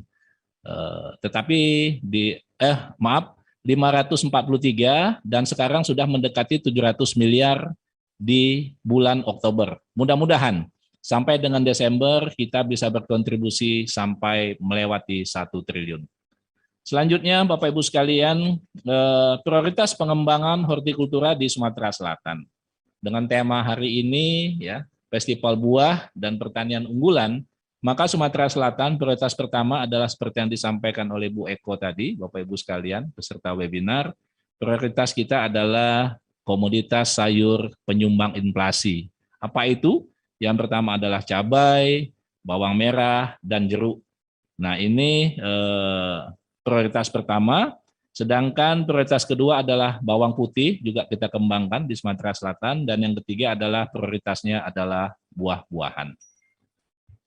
Selanjutnya, Bapak Ibu sekalian, faktor pendukung dari kegiatan-kegiatan pengembangan prioritas yang ada di Sumatera Selatan. Yang pertama adalah keragaman komoditas yang dimiliki oleh Provinsi Sumatera Selatan. merupakan satu potensi yang besar dalam pengembangan buah-buahan. Slide, tolong slide, 2 slide ya, satu lagi. Yang kedua adalah ketersediaan lahan masih cukup luas. Ini faktor pendukung yang mungkin bisa kita optimalkan dan kami yakin ini bisa kita optimalkan untuk dapat mengoptimalkan peningkatan NTP petani di Sumatera Selatan. Produk buah-buahan unggulan berpulang untuk ekspor ke negara ASEAN dan Asia. Kemarin kita merdeka ekspor, salah satu produk yang kita ekspor adalah buah-buahan dari Sumatera Selatan. Yang keempat adalah permintaan akan produk buah-buahan segar semakin meningkat disebabkan meningkatnya kesadaran pentingnya konsumsi buah dan kesehatan. Selanjutnya, kawasan sentra produksi buah unggulan Sumatera Selatan. Dari komoditi-komoditi unggulan seperti yang disampaikan oleh Bu Eko tadi, Bu Eko kebetulan sungguh sangat memahami keragaan dan pengembangan kondisi saat ini sektor pertanian di Sumatera Selatan karena beliau saat ini memang menjabat sebagai Asisten Ekonomi Keuangan dan Pembangunan yang membawahi sektor pertanian tidak hanya tanaman pangan, perkebunan, juga peternakan, sehingga beliau tadi juga menyampaikan 8 komoditas hortikultura yang dikembangkan di Sumatera Selatan, mulai dari jeruk sampai dengan salak, ya, alpukat, nanas, dan sebagainya. Dan beliau juga meminta tadi ke Pak Tamroni dan teman-teman HAIPB DPD Sumsel, bagaimana kita melakukan riset pengembangan, menghidupkan kembali buah lokal duku kita menjadi buah unggulan yang saat ini memang mendekati kondisi yang tidak begitu baik, artinya pohon-pohon sudah cukup tua, pohon induk juga tidak terpelihara, dan tanaman-tanaman baru itu belum tersedia untuk menjaga keberlangsungan produksi duku di Sumatera Selatan. Selanjutnya, dukungan program pengembangan hortikultura Sumatera Selatan, itu programnya adalah peningkatan produksi dan nilai tambah hortikultura, sedangkan kegiatannya itu ada 5, ada peningkatan produksi sayur, peningkatan produksi buah, pengembangan sistem perbenihan, pengembangan sistem perlindungan, dan pemasaran. Selanjutnya, Bapak Ibu sekalian, kami menyampaikan ada slide pada saat kunjungan Pak Menteri Pertanian di tanggal 3 April 2021. Seperti kita ketahui bahwa setiap musim panen, maka harga yang diterima petani akan jatuh. Nah, mensiasati hal tersebut, salah satu upayanya adalah food estate. Ini slide ini kami tampilkan pada saat kunjungan beliau langsung sidak ke penggilingan-penggilingan di Sumatera Selatan, yang saat itu harga HPP kita diterima petani itu semestinya harga pembelian pemerintah 4.200 GKP dengan kadar air 25%, ternyata yang diterima petani baru mencapai 3.900. Dengan adanya kunjungan ini, berkomunikasi dengan pihak penggilingan, maka 3 hari kemudian harganya, Bapak Ibu sekalian, sudah mencapai 4.200 seperti HPP. Dan Kementerian Pertanian mengapresiasi penggilingan padi yang ada di Sumatera Selatan, yaitu PT Putra Buyung Sembada, diberikan apresiasi sebagai mitra pemerintah di dalam pembelian gabah beras petani. Itu diberikan di tanggal 14 Agustus di tahun 2021 di Bali.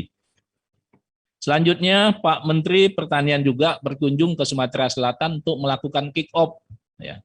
Kick-off Food Estate Petani Bela Negeri di tanggal 28 Mei tahun 2021.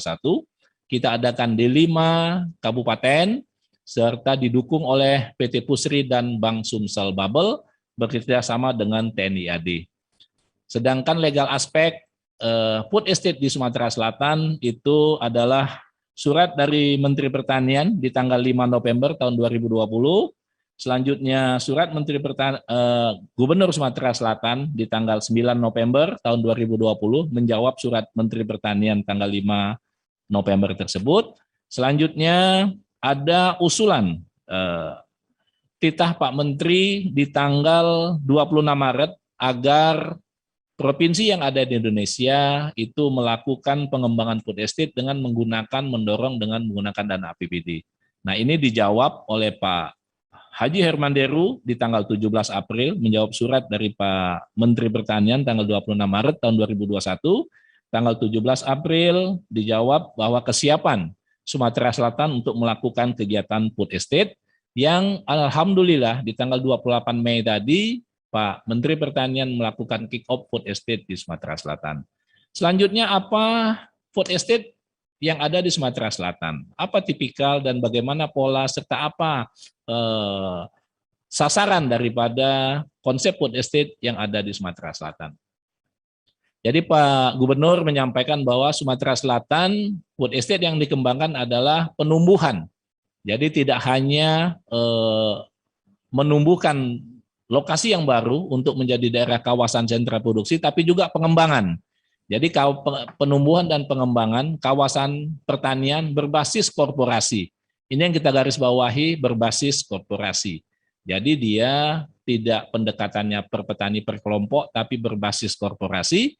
Minimal pengembangannya adalah 2.000 hektar per korporasi, bisa gabungan kecamatan, bisa juga per kecamatan yang ada di kabupaten, melalui kegiatan pendampingan, pengawalan pertanaman, komoditi pangan, dan hortikultura sesuai rekomendasi teknis, spesifik lokasi, dan berdasarkan kebutuhan petani, mulai dari hulu sampai ke hilir yang dapat meningkatkan kemandirian petani. Ini adalah konsep food estate yang dicanangkan oleh Pak Haji Manderu di tahun 2020, dan alhamdulillah konsep ini bisa kita implementasikan secara bertahap yang dimulai dengan kick off food estate di tahun 2021 di tanggal 28 Mei. Selanjutnya, konsep pengembangan kawasan food estate berbasis korporasi yang dicanangkan oleh Pak Menteri Pertanian. Jadi bisa kita lihat Bapak Ibu sekalian ada 5 komponen. Komponen yang terakhir itu adalah korporasi petani, komponen yang kelima. Nah, korporasi petani inilah saat ini Bapak Ibu sekalian yang saat ini sedang kami bina, kami dampingi di Sumatera Selatan, yang sudah berjalan dari 5 kabupaten kota karena adanya refocusing, adanya keterbatasan kegiatan, sehingga dari 5 kabupaten yang semula itu dicanangkan food estate, yang saat ini sedang implementasi baru 2, yaitu Kabupaten Oku Timur seluas 15.000 hektar, dan Kabupaten Banyuasin seluas 5.000 hektar yang berbasis intensifikasi. Sedangkan yang berbasis optimalisasi lahan itu di Kabupaten Banyuasin seluas 5.000 hektar, yang semula seluas 49.990 hektar. Nah, kedua kabupaten ini sudah membentuk korporasi petani. Untuk di Kabupaten Oku Timur itu sudah ada 6 korporasi petani yang sudah berbadan hukum, yang sudah bekerja sama dengan penggilingan padi yang ada di Sumatera Selatan. Pada saat pencanangan kick-off food estate tersebut, Bapak Ibu sekalian, ada MOU yang disaksikan Pak Menteri dan Gubernur Sumatera Selatan. Korporasi petani yang belum terbentuk pada saat itu ditandatangani oleh Pak Bupatinya masing-masing untuk melakukan kerjasama opkup atau pembelian penampungan hasil petani-petani food estate yang dibeli dengan HPP oleh penggilingan padi. Dan ini kami minta juga kepada HAIPB DPD Sumsel untuk bisa dapat mengawal kegiatan food estate di Sumatera Selatan yang sudah berjalan maupun yang akan kita implementasikan. Yang sudah berjalan, yang menunggu di depan mata, itu adalah 15.000 hektar, 5.000 hektar di Banyuasin, dan 15.000 di Oku Timur, yang akan kita kawal sama-sama agar produksinya nanti bisa diopkup atau bisa optakernya dibeli oleh PT Buyung Sembada Putra dan PT Rusnajaya. Selanjutnya, tantangan pengembangan food estate yang ada di Sumatera Selatan itu mulai dari kualitas kesuburan lahan, pengembangan kelembagaan dan usaha, pemasaran hasil, ini yang utama yang selalu menjadi permasalahan, dan peningkatan nilai tambah di petani serta infrastruktur pertanian wilayah. Semua ini sudah kita keroyok bersama Bapak Ibu sekalian, yang ingin kami sinergikan, yang ingin kami minta bantuan membersamai kami di dalam kegiatan food estate itu kepada DPD HAIPB Sumatera Selatan adalah pemasaran hasil. Tadi sudah disampaikan oleh Bu Eko bahwa kita pemerintah Provinsi Sumatera Selatan itu sudah ada marketplace pertanian yang Bapak Ibu sekalian potensinya sungguh sangat besar. Karena apa? Karena anggotanya itu adalah seluruh petani di Sumatera Selatan. Berdasarkan nomor induk kependudukan, itu saat ini ada 735.000 nomor induk pendudukan petani yang terdaftar di Simluhtan, Sistem Informasi Penyuluhan Pertanian yang ada di Kementan, BPSDM, identifikasi petani seluruh Indonesia. Nah, ini secara bertahap sudah masuk menjadi member daripada Marketplace Si Bejajo. Nah, mudah-mudahan pemasaran hasil ini yang sudah dikerjasamakan dengan UMKM, dengan Biomat, ya, itu bisa kita sinergikan seperti harapan daripada Ibu Eko selaku mewakili Pak Gubernur di dalam sambutan tadi. Dan terakhir dari kami, Bapak Ibu sekalian, Marketplace Si Bejajo ini Getman PW-nya, ya, payment gateway-nya cuma satu, itu adalah Bank Sumsel Bubble, yang kebetulan dirut dan direktur bisnisnya adalah alumni HIPB, ya. Mudah-mudahan dengan adanya beberapa nilai-nilai faktor keunggulan tersebut, maka sinergisitas yang ada di Sumatera Selatan, pengembangan pembangunan food estate, kiprah HIPB dapat lebih maksimal di dalam pembangunan di Sumatera Selatan. Itu saja Bapak Ibu sekalian, terima kasih atas segala perhatian dan kami butuh masukan, arahan, informasi, serta kerjasama dan dukungan dari semua pihak agar sinergisitas ini betul-betul bisa kita wujudkan. Terima kasih, kami akhiri dengan wabillahi taufiq wal hidayah. Wassalamualaikum warahmatullahi wabarakatuh. Waalaikumsalam warahmatullahi wabarakatuh. Ya, demikian tadi paparan yang sangat menarik sekali dari Kepala Dinas Pertanian, Tanaman Pangan, dan Hortikultura Provinsi Sumatera Selatan yang disampaikan langsung oleh Bapak Bambang Pramono. Kalau kita melihat dari paparan tadi, ini tema yang kita bahas pada hari ini yaitu sinergisitas. Saya pikir sangat nyambung sekali ya tema kita pada hari ini. Alhamdulillah sekali. Jadi kalau kita melihat misi pertama tadi adalah tentang ekonomi kerakyatan, yang mana akan didukung oleh dari sektor pertanian, industri maupun UMKM. Yang nanti goalnya adalah untuk kesejahteraan petani. Ya, di sana juga tadi dipaparkan program dari Kementerian Pertanian, ada 3M juga. Kalau di awal-awal COVID kemarin ada 3M juga, menjaga jarak, memakai masker, dan mencuci tangan. Kalau di Kementerian Pertanian ada 3M juga, prinsipnya maju, mandiri, dan modern. Ya, semoga apa yang telah direncanakan baik dari pemerintah pusat maupun daerah dapat mencapai tujuan, yaitu meningkatkan kesejahteraan terutama buat petani maupun masyarakat Indonesia secara umum. Kalau tadi kita melihat juga ada beberapa tantangan ya, mulai dari kualitas kesuburan tanah, pengembangan kelembagaan, dan peningkatan nilai tambah.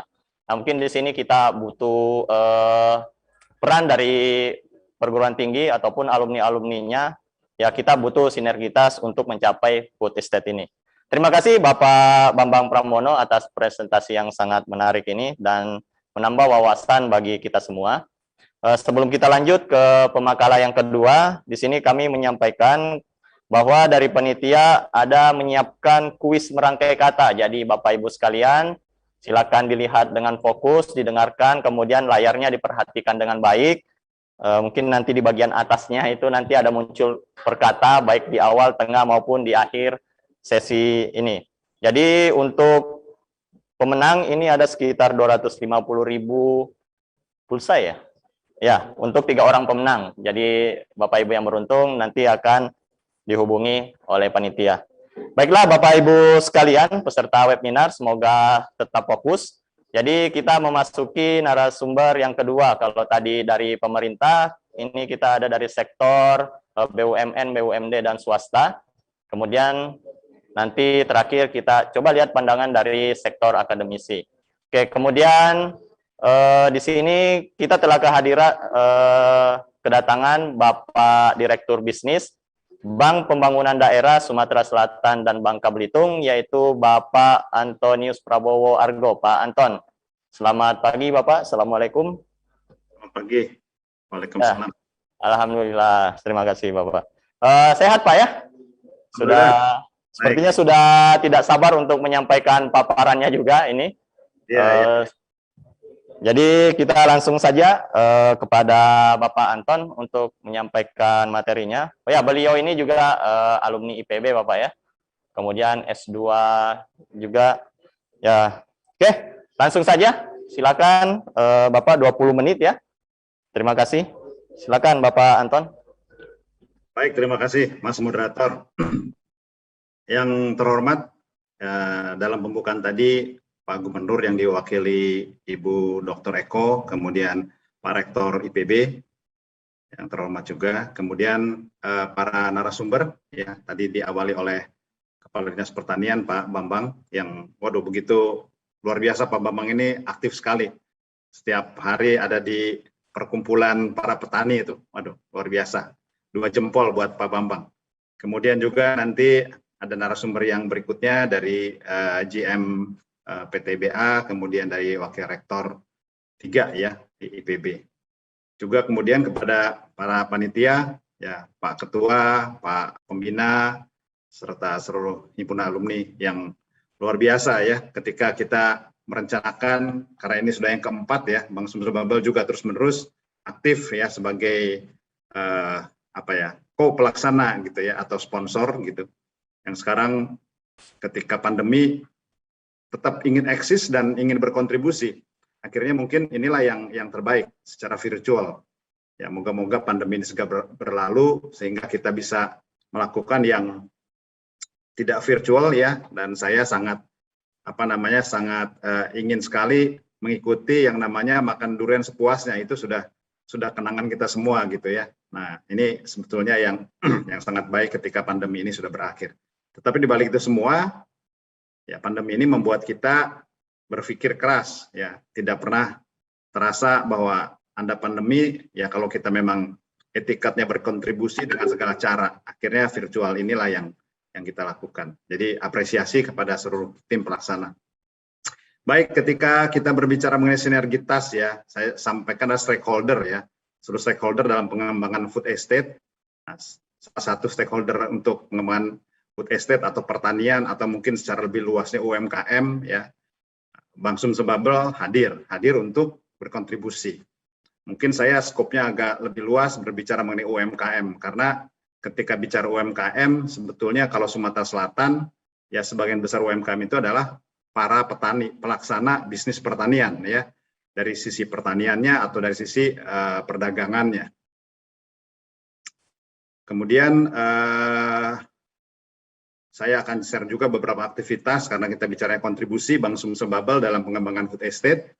Nanti ada beberapa aktivitas yang sudah kita lakukan yang akan kami share.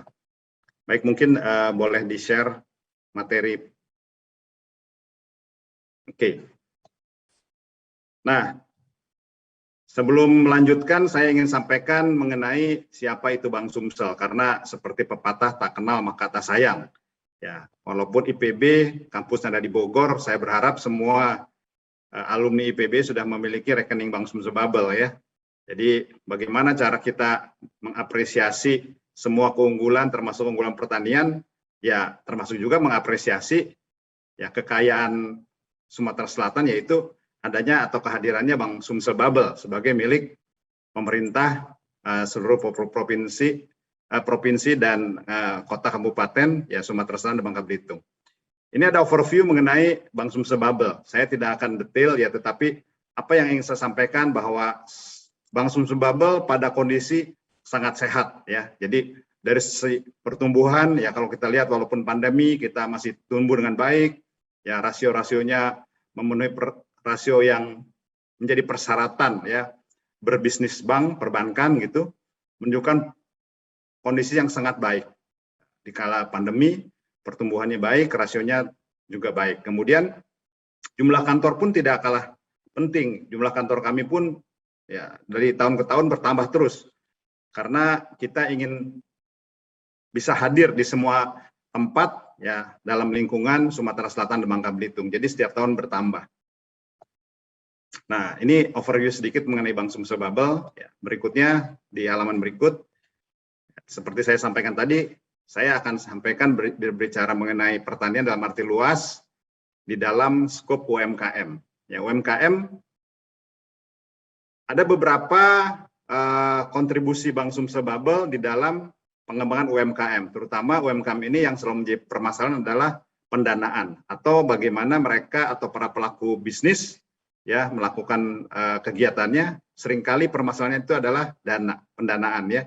Tadi Pak Bambang juga sudah sampaikan ya, salah satu apa yang ingin dilakukan adalah pertanian dengan biaya murah. Ya, kita punya KUR ya, kredit usaha rakyat. Nah, ini boleh disampaikan bahwa sampai dengan September kita sudah menyalurkan 653 miliar. Ya, sebetulnya besar atau kecil itu relatif, tetapi apa yang kami sampaikan adalah target kami sebetulnya adalah hanya 550 miliar ya satu tahun 2021 sebagai alokasi dari pemerintahan Kementerian Keuangan di pusat ya. Tetapi kami sudah bisa menyalurkan 653 miliar September. Ya, harapan kami di Desember ini bisa menyalurkan 1 triliun. Ya, salah satu hal menarik dengan kredit usaha rakyat ini sebetulnya semakin banyak usaha yang membutuhkan dan semakin banyak kita bisa membiayai. Ya, hampir alokasi dari pemerintahan pusat itu boleh dikatakan hampir tidak terbatas, artinya banyak sekali. Tinggal seberapa mampu kita menyerap. Jadi satu peluang yang bisa dimanfaatkan oleh semua pihak ya. Dalam hal ini melalui Bank Sumsel Bubble ya. Bagaimana akses pendanaan ini bisa kita bisa lebih masif gitu. Tetapi bank tidak bisa bergerak sendiri. Oleh sebab itu, webinar kali ini menyampaikan mengenai sinergitas ya, tidak bisa bergerak sendiri, tetapi semua harus bekerja sama untuk tujuan bersama. Nah ini cukup baik, sudah 653 miliar. Nah kemudian di sebelah kanan ini adalah UMKM-nya. Jadi tadi yang sebelah kiri ada kredit usaha rakyat, kita menyalurkan khusus tahun ini kredit usaha rakyat, walaupun tahun sebelum-sebelumnya kita sudah menyalurkan, saya sampaikan yang tahun ini saja. Nah di kredit usaha kecil dan menengah yang di sebelah kanan itu yang lebih besarannya lagi. Kita sudah menyalurkan 2,1 triliun, ya 2,1 triliun dana untuk UMKM, di mana di dalamnya ada pertanian. Berikutnya, nah kalau sektor ekonomi yang kita biayai di sektor UMKM yang tidak secara langsung ya, tidak secara langsung artinya begini, seperti nomor terbesar ini kebetulan konstruksi 740 miliar. Tetapi dalam konstruksi ini adalah ada konstruksi yang digunakan untuk perbaikan irigasi pertanian, pembuatan jalan dan jembatan, ya, yang sebetulnya secara tidak langsung ini menyangkut mengenai pertanian juga. Kemudian perdagangan besar dan eceran ini juga tergabung ya, perdagangan besar dan eceran termasuk juga sektor-sektor pertanian. Nah, ini yang nomor 3 ini yang secara spesifik memang berbicara tentang pertanian, perburuan dan kehutanan. Jadi pembiayaan langsung pada sektor pertanian itu 490 miliar yang menempati kurang lebih 23%. Nah yang tidak kalah penting adalah di nomor 6 itu adalah perikanan. Jadi pertanian dalam arti luas ya, ada perikanan itu memang belum terlalu masif ya. Kita harapkan tahun depan mungkin perikanan ikan lebih besar karena ternyata potensi ikan darat ya dan ikan dan udang ternyata baru kita temukan untuk kemudian kita akan dorong supaya bisa lebih masif lagi. Nah, nomor 7 industri pengolahan. Nah, di dalam industri pengolahan juga ini tercampur, salah satunya adalah industri pengolahan yang menyangkut pertanian. Berikutnya, tetapi kalau kita bicara mengenai KUR, ya, ini ada sektor pertanian KUR ya. Ini memang yang paling utama adalah pertanian, perburuan, kehutanan. Jadi dari 654 miliar itu kurang lebih 40% itu memang kita fokus dalam pertanian. Oleh sebab itu tadi Pak Babang juga sampaikan ya, banyak kegiatan pertanian ya, saya di lapangan sangat sering, hampir setiap kegiatan pertanian ya ketemu Pak Bambang gitu ya. Begitu masif beliau ini ya datang di berbagai tempat berkenaan dengan pertanian ya, dan kami mendampingi dari sisi pembiayaannya. Kemudian perdagangan sama seperti yang tadi, perikanan dan industri pengolahan di dalamnya ada pertanian. Nah ini yang sebenarnya saya ingin ulangi ya, bahwa kesempatan kita bisa menyalurkan KUR ini luar biasa karena bunganya itu sangat murah, 6%, ya tidak memberatkan bagi petani, 6% per tahun, ya dan alokasinya relatif berkelimpahan, ya artinya kami walaupun diberikan hanya 550 miliar, ketika kuotanya habis kami tinggal minta dan diberikan, ya kita berharap kita bisa salurkan di 2021 ini sampai 1 triliun. Berikutnya, nah dalam perjalanannya kita melihat bahwa pengembangan UMKM dihadapi dengan berbagai permasalahan. Jadi slide berikutnya mungkin, ya yang utama, nah ini, problem UMKM selalu kalau kita ketemu UMKM termasuk ke petani ya, selalu ada permodalan. Pak kami tidak ada modal, tidak KT modal, ya sawah dikelola biasa-biasa saja, tidak intensif gitu ya.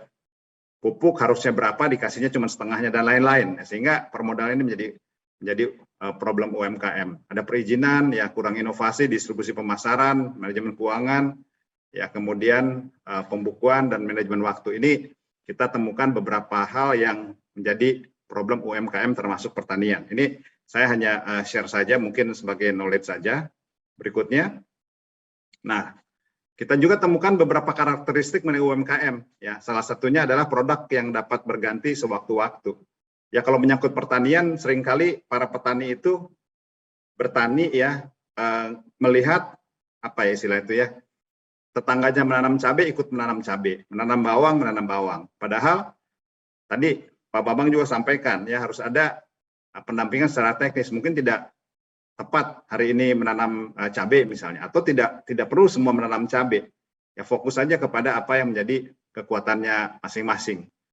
Supaya apa? Supaya ketika panen itu tidak semua panen cabai, harga menjadi rendah misalnya. Tapi ini saya sampaikan karakteristik UMKM secara umum ya. Saya hubungkan dengan pertanian.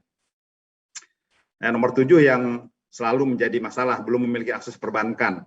Gitu. Namun lebih ke lembaga keuangan dan perbankan. Artinya dalam bahasa straight to the point-nya, mereka lebih suka dengan tengkulak. Nah ini sebagai challenge juga buat perbankan atau kita semua. Berikutnya adalah peran Bank Sumsel Bubble dalam pemberdayaan UMKM. Ya, ada 4 yang sebetulnya kita lihat ya. Ada 1 adalah menyediakan akses permodalan, ya, kemudian pemberian bantuan pendampingan dan pembinaan, kemudian membangun ekosistem UMKM dan memfasilitasi jaringan pasar, serta kemudian terbentuknya UMKM tangguh dan mandiri. Ya. Atau kalau nomor 4 kita lebih spesifik menjadi pertanian, ya, membentuk pertanian tangguh dan mandiri. Nah, ketika tadi bicara mengenai sinergitas, ini sangat cocok di nomor 3, membangun ekosistem. Ekosistem itu sesuatu yang end to end, ya tadi disampaikan juga kayak food corporate food estate tadi Pak Bambang ya, dari awal sampai akhir, dari hulu sampai hilir ya, dari pendampingan dan lain-lain, sampai kemudian melibatkan semua pihak. Nah ini sebetulnya yang sangat baik ketika kita berbicara ekosistem. Nah, berikutnya adalah bagaimana saat ini kita berbicara disruption ya, era disruption. Nah, ini saya ambil kutipan dari Pak Renal Kasali ya, ada sebuah inovasi. Tetapi sebetulnya ada challenge dan ada solusi. Nah, saya ingin garis bawahi yang solusi yang nomor 4 kembali lagi karena berbicara sinergitas ya. Ketika era disruption, solusi yang harus dilakukan adalah kolaborasi atau sinergi ya sebagai kunci di era disrupsi atau disruption gitu. Ya, masing-masing mempunyai kekuatan, semua mempunyai kekuatan, tetapi kalau kita satukan itu menjadi kekuatan yang luar biasa untuk mencapai tujuan bersama. Ini sebagai pengantar ya. Kemudian kita lihat apa yang kemudian Bank Sumsel Bubble lakukan ya di next slide ya. Ini yang sudah kita lakukan dan ini cukup berhasil. Satu model ekosistem pertanian atau cluster ya, kerjasama kebetulan OJK yang kita terapkan di Oku Timur ya. Ini mempersatukan ya berbagai unit atau kekuatan ya yang sudah ada ya. Sebagai contoh di sana sudah ada BUMDes. Nah, BUMDes bagaimana kita ajak, kita leverage ya untuk aktif menjadi penyedia sarana prasarana pertanian. Ya, kemudian bagaimana BUMDes membantu para petani yang tergabung dalam kelompok tani bernegosiasi atau mendapatkan akses pasar ke pasar ya. Kemudian membantu untuk penyimpanan atau stok dan lain-lain. Nah, ini kita kembangkan dan ternyata cukup berhasil ya karena semua pihak melihat bahwa ini adalah kekuatan bersama. Nah, yang kemudian kita usulkan berikutnya adalah bagaimana pihak-pihak lain yang mungkin kita belum masuk di dalam pembiayaan yang sekarang sudah berjalan adalah bagaimana misalnya saya ambil contoh karena saya pernah mendengar dari Pak Rektor juga ada KKN atau apa penelitiannya untuk sesuatu siswa di akhir tahun kuliahnya gitu ya untuk bisa ada di lapangan jadi tidak membuat tesis atau tidak membuat skripsi tetapi bagaimana mereka bisa aktif ada di masyarakat. Nah, Karena keberadaan ekosistem ini ya selalu harus ada pendamping, ya. Selalu harus pendamping, harus ada yang mengawasi supaya ini berjalan dengan baik. Nah, di sini bisa sebetulnya masuk stakeholder lain, misalnya universitas, ya. Tidak hanya harus IPB saja, tetapi universitas yang mungkin terdekat. Ya, kemudian Pak Gubernur juga punya adalah PPL, 1.500 PPL direkrut, ya, adanya PPL. Ya, kemudian kalau kebetulan di Oku Timur itu kita sebagai off-taker-nya ada PT Belitang Panen Raya, ya, beras raja. Nah, itu aktif juga di dalam ekosistem ini. Nah, mungkin di depan ya sebagai penyalur atau penyedia sarana pertanian, itu kita bisa ajak misalnya supaya tidak melalui rantai pemesan terlalu panjang gitu ya, penyediaan sarana pertanian misalnya dari Pusri atau dari penyedia sarana pertanian lain yang bisa akses langsung ke BUMDes. Nah, ini kemudian kalau semua stakeholder ini tergabung di dalam satu ekosistem, ya tentunya biaya penyediaan sarana pertanian itu akan murah. Ya. Nah, tadi Pak Bambang sebelum lupa juga ya, Sumsel ini ingin mandiri benih gitu ya, mandiri benih. Benihnya pun diberikan oleh Sumsel sendiri ya, tidak beli dari tempat yang lain gitu. Jadi ini satu ekosistem yang end to end ya, akhirnya menjadi efisien ya. Kemudian mungkin boleh ditambahkan sebelah kanannya ya ke marketplace ya, tadi di dalam bahan presentasi Pak Bambang juga disampaikan ya, ke marketplace bahkan ke ekspor. Nah, ini sebetulnya satu ekosistem yang kami yakini ini sangat baik ya. Jadi sinergitas dalam bentuk masing-masing kekuatan untuk bersama-sama ya dari input ya, produksi dan output ya, kemudian mencapai tujuan bersama. Ini contoh yang sudah kita laksanakan di Oku Timur yang akan menjadi model kita ya, dalam penyaluran pendanaan di tempat-tempat lain. Nah, berikutnya kembali lagi yang selalu ingin kami sampaikan adalah akses permodalan ya. Di awal tadi disampaikan permasalahan para UMKM termasuk petani adalah permodalan. Kita punya KUR ya, bersama-sama bagaimana KUR ini bisa dimanfaatkan oleh sebesar-besarnya masyarakat di Sumatera Selatan. Berikutnya, nah ini sebagai knowledge saja ya, ketika masa pandemi ini ternyata masih ada juga beberapa usaha ya, karena tadi saya sampaikan ini di UMKM ya, yang pertumbuhannya masih cukup baik ya. Jadi seperti penjualan pulsa, kesehatan, logistik, laundry, online shop gitu. Sayangnya dari survei ini kok saya agak sedikit challenge gitu, karena pertanian harusnya ketika pandemi itu tidak menjadi masalah, tetapi karena ini survei yang ingin saya sampaikan adalah pertanian kenapa tidak masuk gitu. Harusnya ketika pandemi pertanian tetap menjadi komoditi yang tetap meningkat. Berikutnya. Nah, ini saya atau kami sampaikan beberapa hal yang kita lakukan ya, berbicara mengenai ekosistem UMKM termasuk ekosistem pertanian ya. Bagaimana kita yang tadi saya sampaikan ya, klaster padi di Oku Timur kita menyalurkan 3 miliar. Kemudian siapa jadi off-taker-nya? Ya PT Belitang Panen Raya, pabrik beras raja. Jadi ini ekosistem yang sangat baik juga. Kalau satu kelompok saja bisa kita berikan 3 miliar. Sebetulnya 1 hektar misalnya rata-rata kita berikan hanya 10 juta untuk pengembangan padi. Ya berapa ribu petani yang sebetulnya bisa terbantu gitu ya melalui KUR kita. Berikutnya. Nah, ini yang tadi Pak Bambang sampaikan, kebetulan waktu itu juga Pak Bambang dan Pak Gubernur juga hadir ya. Secara khusus Bang Sumsel Bumble diminta hadir di penangkaran benih di rambutan ya. Jadi bagaimana kontribusi kita? Ya, kita berikan KUR untuk para penangkar benih dan sekaligus kita juga memberikan bantuan untuk packaging supaya packagingnya itu jadi lebih baik, lebih tahan ya, dan kemudian menggunakan vakum ya, yang tentunya akan memberikan kualitas atau ketahanan terhadap benih itu menjadi lebih baik. Berikutnya. Nah, selain padi yang tadi banyak disampaikan, ini ada beberapa komoditi juga ya. Salah satunya adalah ikan air tawar ya. Ada anggota tani, kemudian ada juga off-taker-nya. Jadi kita sudah mulai berbicara mengenai ekosistem. Berikutnya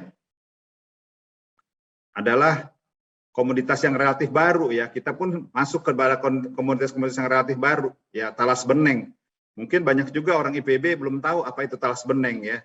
PR saja saya tidak akan share di sini, tapi kita pun sudah masuk ke komoditas yang menjadi unggulan ya, talas beneng, termasuk porang ya. Kebetulan porang saya tidak fotonya tidak tampilkan, tetapi kita juga masuk ke komoditas-komoditas yang relatif baru, ya. Jadi Talas Beneng ini di Lahat, ya. Informasi dari Pak Bambang, Bank Sumsel Babel adalah salah satu bank yang pertama membiayai di seluruh Indonesia, ya, komoditas Talas Beneng ini.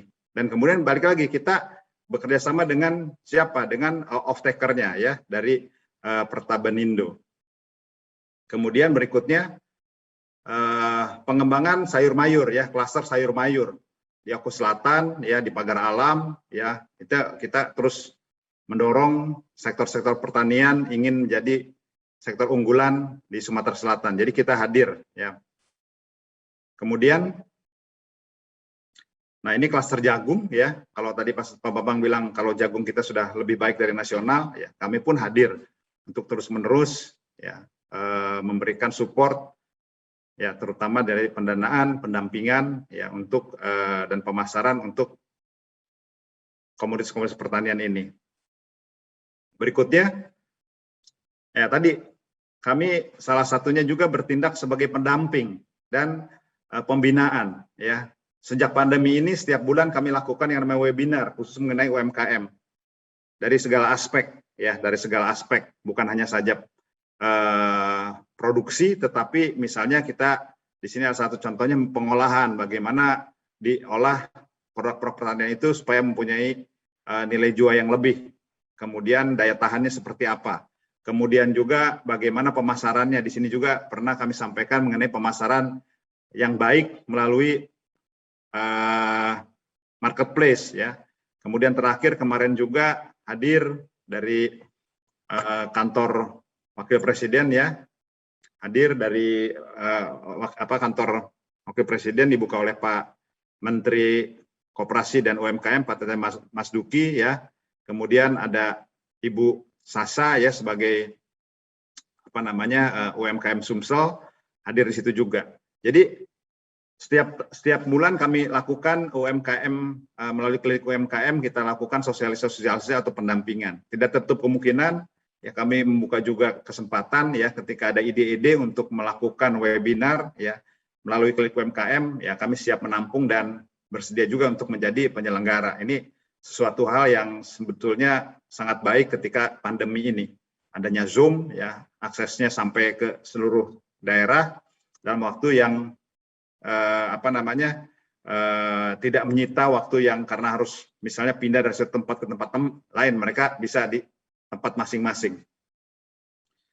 Nah, berikutnya adalah yang selalu kita tingkatkan adalah bagaimana para petani ini juga sudah mulai aktif menggunakan digitalisasi, ya.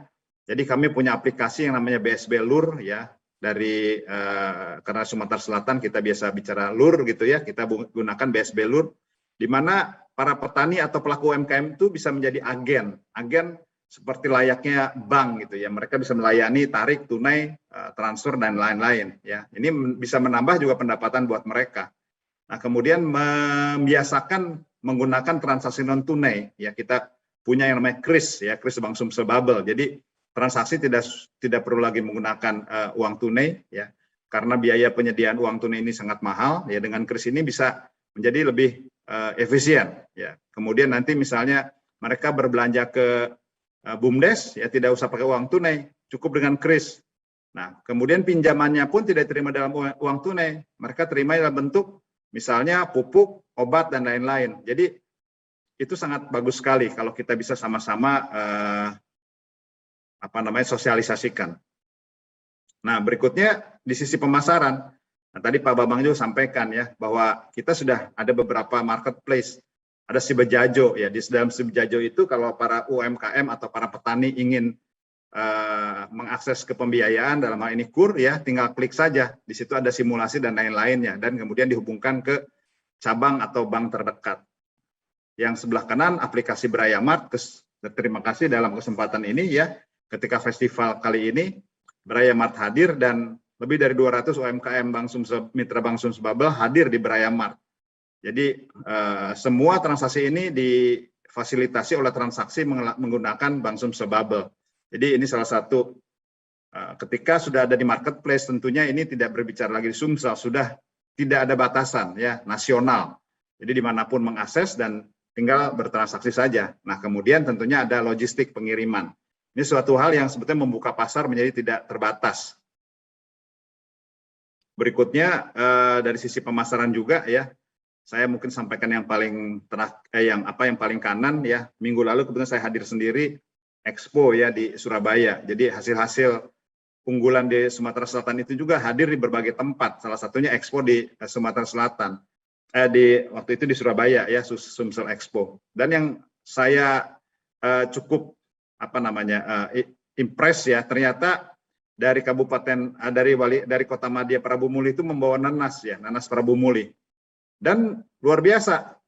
Ternyata orang Surabaya ya, walaupun mungkin tentunya nanas itu ada di mana-mana, salah satu stand yang cukup ramai dan cukup istilahnya itu ya, cukup banyak peminatnya adalah nanas di Prabu Muli gitu. Jadi ini luar biasa ketika produk-produk dari Sumsel bisa hadir di seluruh Indonesia. Ya, tadi dibicara internasional lebih luar biasa lagi gitu. Ini akan luar biasa. Jadi orang akan mengenal produk-produk Sumsel, nah, termasuk produk-produk pertaniannya. Dan kembali lagi Bank Sumsel Bubble hadir untuk mendampingi kegiatan tersebut. Kemudian, nah ini yang di berikutnya adalah kita terus-menerus melakukan promo-promo terhadap berbagai kegiatan. Ya, di sini contohnya kebetulan ada penjualan songket dan lain-lain, tetapi juga tidak tertutup kemungkinan ya kita juga mengetengahkan produk-produk pertanian ya, unggulan-unggulan pertanian, salah satunya kopi ya, kemudian dan lain-lainnya. Ini yang terus-menerus ya promo ini dilakukan. Tadi Pak moderator atau mungkin Pak Dirman juga sampaikan, nanti kalau beli buah cukup Rp1 saja. Nah, ini juga ketika kita pandemi, ketika membeli kopi ya menggunakan Gojek, GoFood dan lain-lain gitu, free ongkos kirim. Ya, dalam kesempatan ulang tahun kita sekarang Bank Sumsel Bubble yang ke-64, nantikan saja berbelanja sesuatu ya, produk-produk unggulan Sumatera Selatan, produk-produk unggulan UMKM hanya Rp64. Jadi ini terus-menerus kita dorong ya supaya perekonomian Sumatera Selatan ini tetap terus maju. Berikutnya adalah bagaimana pemberian bantuan. Ya, tidak tertutup kemungkinan juga ada berbagai bantuan ya, atau dalam hal ini CSR gitu, untuk pengembangan pertanian atau pengembangan perekonomian di Sumatera Selatan yang lebih luas lagi. Ya, ini beberapa contoh saja, misalnya mesin jahit untuk pengrajin songket dan lain-lain ya. Kemudian alat vakum untuk pemasaran empek-empek ya, kemudian dan lain-lain yang sebetulnya ini hanya beberapa contoh kecil saja, tetapi kita terbuka juga ya kalau ada memang UMKM yang ingin diberikan bantuan, tetapi kembali lagi ada syarat-syarat yang harus dipenuhi. Ya, artinya karena ini sifatnya bantuan gitu, bantuan ini ingin digunakan untuk sebesar-besarnya kemajuan lah atau perbaikan perekonomian. Saya rasa demikian apa yang ingin disampaikan Bank Sumsel Bubble ya. Terima kasih atas kesempatannya kepada panitia yang sudah menyelenggarakan webinar ini. Ya, mohon maaf bila ada yang kurang berkenan, tetapi mungkin pesan sponsor ya, sebagai warga Sumatera Selatan ya, silahkan gunakan produk-produk kebanggaan kita Bank Sumsel Bubble. Terima kasih, saya tutup. Wassalamualaikum warahmatullahi wabarakatuh. Ya, terima kasih Bapak atas presentasi yang sangat menarik. Jadi kalau kita lihat di sini, peranan Bank Sumsel Bubble ini sudah sangat besar ya, terutama untuk UMKM di wilayah Sumatera Selatan.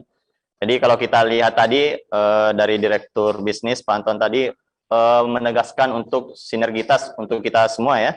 Jadi jangan takut buat UMKM, mungkin yang kekurangan dana di sini pemerintah dalam hal ini Bank Sumsel Bubble juga membuka akses modal, bantuan dan pendampingan. Tadi programnya sudah banyak sekali.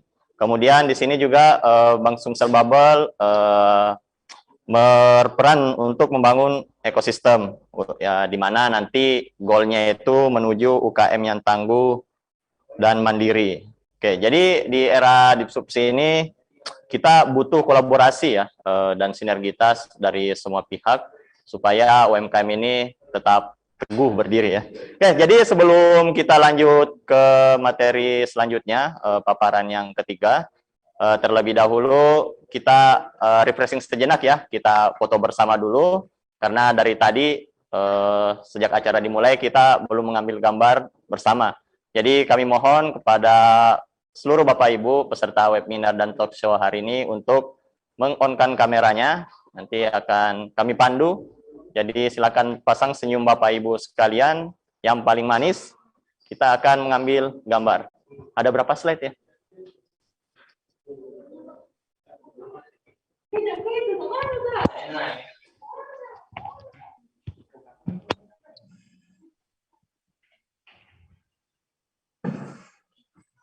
Waalaikumsalam.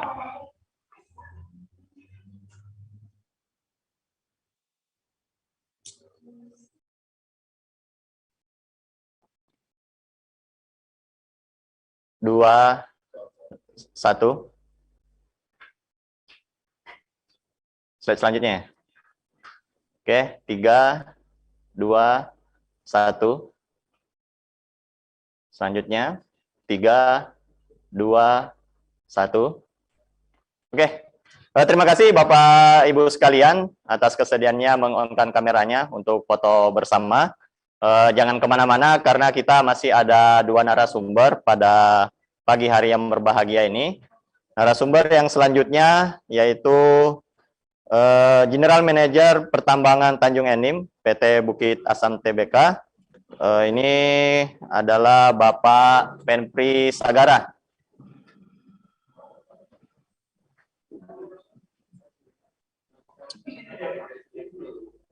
Selamat pagi, Bapak. Selamat pagi, Mas Sabri. Ya. Selamat datang Bapak. Jadi pada kesempatan pagi hari ini dari PT Bukit Asam, General Manager Pertambangan Tanjung Enim Bapak ya. Jadi Pak Fenpri ini adalah alumni Universitas Diponegoro Pak ya. Kemudian juga pernah menempuh pendidikan di Harvard kalau tadi saya lihat di CV-nya itu ya. Kemudian sertifikasi dari Harvard School juga. Jadi beliau ini sangat berkompeten sekali. Ini Bapak waktunya kami berikan 20 menit ya.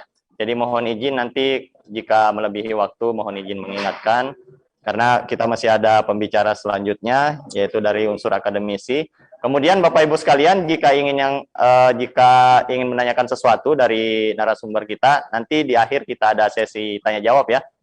Jadi nanti kita interaktif saja, jadi langsung raise hand aja, nanti ditunjuk oleh panitia, di-on-kan mic-nya, kemudian silakan bertanya kepada siapa dan pertanyaannya apa.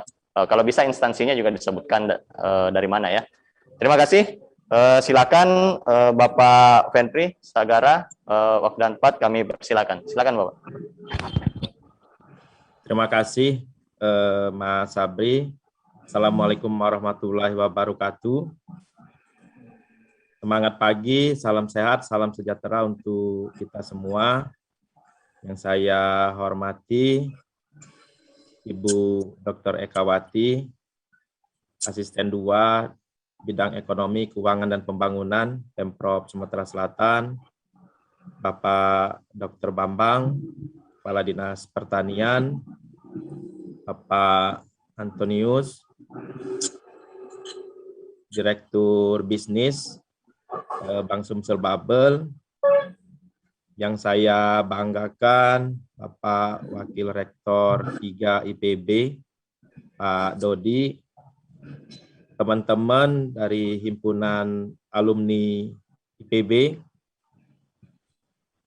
saya atas nama manajemen Bukit Asam mengucapkan banyak terima kasih baik kepada IPB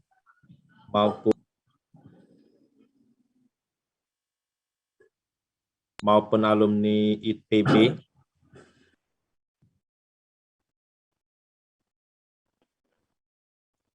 karena Bukit Asam sendiri tidak akan dapat berjalan bisnisnya dengan baik tanpa adanya campur tangan maupun support dari teman-teman IPB University sendiri maupun dari teman-teman himpunan alumni IPB. Kalau saya gambarkan, anggap bisnisnya coal mining itu adalah satu tangan dengan 5 jari, maka 3 jarinya itu adalah pekerjaan yang dari IPB sendiri. Jadi jari pertama itu adalah coal miningnya sendiri, jari kedua itu adalah bisnisnya, jari ketiga adalah kehutanan, jari keempat adalah lingkungan, dan jari ketiga adalah pertanian CSR. Nah, 3 jarinya ini ada di teman-teman IPB. Makanya saya pagi ini sangat bersemangat, saya sangat senang dapat mengisi webinar di pagi ini. Saya lanjutkan ke materi. Mundur sebentar, panitia. Lagi di awal. Ini pagi ini kami akan mengangkat tema mengenai sirkular ekonomi yang sudah dilakukan di PT Bukit Asam Tbk. Kita akan mengambil case itu di pertanian terpadu di Desa Pagardewa, Kabupaten Muara Enim. Next. Tak kenal maka tak sayang, kami sampaikan dulu sekilas mengenai PT Bukit Asam. PT Bukit Asam sendiri ada di Tanjung Enim untuk penambangannya itu, tepatnya di Kabupaten Muara Enim. Kita mempunyai 5 IUP, izin usaha pertambangan, dengan total sumber daya itu ada di 4,64 miliar ton batu bara dengan cadangan tertambang 2,89 miliar ton. Selain itu kami juga punya izin usaha pertambangan di Ombilin, di Sumatera Barat, kemudian izin usaha pertambangan itu di Peranap, di Provinsi Riau, dan di anak perusahaan kami di PT Internasional Primakul itu ada di Tabalong, di Kalimantan Selatan, serta satu lagi ada di Kalimantan Timur, di dekat Samarinda. Kami mempunyai 3 pelabuhan utama. Yang pertama itu ada di Teluk Bayur, itu di Provinsi Sumatera Barat, di Kota Padang. Kemudian ada dermaga di Kertapati, ini di Kota Palembang. Kemudian ada Pelabuhan Tarahan, ini di Provinsi Lampung.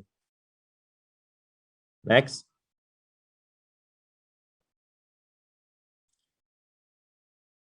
Oke, kita mulai ke materi utama. Next. Nah, ini kami sampaikan mengenai pertanian di Pagardewa yang merupakan sirkular ekonomi. Latar belakangnya itu, yang pertama itu bahwa Desa Pagardewa sendiri terpilih menjadi desa proklim kategori utama pada tahun 2016. Kemudian kami melakukan social mapping yang dilakukan oleh pihak independen. Kemudian kami lanjutkan social mapping tersebut dengan melakukan asesmen terhadap kondisi alam sekitar di Desa Pagardewa maupun dengan sumber daya alam yang ada di Desa Pagardewa tersebut. Nah, dari asesmen dan social mapping itu kita dapatkan yang pertama bahwa Desa Pagardewa sendiri memiliki potensi lahan pertanian seluas 150 hektar. Kemudian ada potensi produksi beras kurang lebih 1.200 ton per tahun. Tetapi dari sisi ekonomi juga tercapture bahwa mayoritas petani itu terjerat hutang kepada tengkulak. Tetapi ada hal positif juga yang didapatkan bahwa adanya keberadaan kaum pemuda desa yang menginginkan terjun ke dunia pertanian. Jadi dari latar belakang inilah maka kita memilih Desa Pagardewa sebagai salah satu desa binaan kita yang akan fokus di bidang sirkular ekonomi pertanian. Next. Ini adalah tahapan kegiatan yang kita lakukan. Jadi kita melakukan kegiatan itu secara bertahap sesuai desain program yang dibuat secara terukur, berkelanjutan sehingga memunculkan kemandirian pangan. Yang kita lakukan itu adalah yang pertama melakukan pelatihan pertanian ramah lingkungan bagi para petani di Desa Pagardewa. Kemudian kita melakukan transformasi dari sistem pertanian existing menjadi sistem pertanian ramah lingkungan berbasis energi terbarukan. Kenapa kita lakukan ini? Karena PTBA sendiri sekarang sudah masuk ke program CDP, Carbon Disclosure Product Program. Jadi memang ini mau tidak mau harus kita lakukan, bahwa kita harus memperkecil, meminimais emisi karbon, baik di kegiatan bisnis kita maupun di kegiatan lainnya. Kemudian sesuai dengan Kepmen 1827, Kepmen Menteri SDM tahun 2018 terkait dengan pelaksanaan kaidah penambangan yang baik, maka untuk kegiatan program pemberdayaan masyarakat, PTBA membentuk lembaga ekonomi yaitu PT Pagar Bukit Asam, PT PABA. Kemudian kami melakukan pemanfaatan limbah jerami, kotoran hewan, serta pupuk cair organik sebagai pupuk. Nah ini salah satunya yang menjadi titik dari sirkular ekonomi itu sendiri. Nah, di sisi lain kami juga melakukan pengadaan beras untuk kegiatan yang dibutuhkan oleh PT Bukit Asam sendiri melalui PT Pagar Bukit Asam. Artinya PT Bukit Asam bukan hanya membina petani, tetapi kita juga menyerap produk yang dihasilkan oleh teman-teman petani yang ada di Desa Pagar Dewa. Nah, produk berasnya itu sendiri kita namakan beras sehat, beras Dewa Bukit Asam. Ini salah satunya itu adalah beras organik. Ini sesuai memang dengan tujuan utama kita di sana, yaitu bahwa pertanian yang dilakukan itu adalah pertanian yang ramah lingkungan. Nah, dari kesemuanya itu memang kita melakukan pemberian sarana prasarana produksi pertanian itu berupa hand traktor. Itu kita berikan ke teman-teman petani. Kita juga membangun rice mill, rice polisher, kita juga membangun gudang beras, kemudian kita memanfaatkan solar cell sebagai sumber listrik untuk aktivitas operasional gudang beras maupun untuk penerangan jalan umum. Next.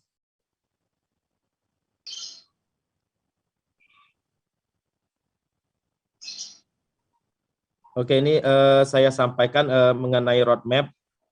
Itu jadi kita sudah mulai itu dari tahun 2018.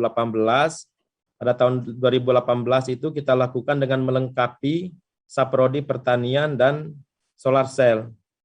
Tadi sudah disampaikan bahwa kita memberikan bantuan hand traktor, rice mill, rice polisher, gudang beras untuk pengolahan hasil pertanian berbasis energi baru terbarukan. Kemudian kita juga mengembangkan petani untuk melakukan pemanfaatan limbah, jerami, dan kotoran hewan sebagai pupuk organik. Kami juga melakukan pelatihan pertanian ramah lingkungan bagi para petani di Desa Pagar Dewa.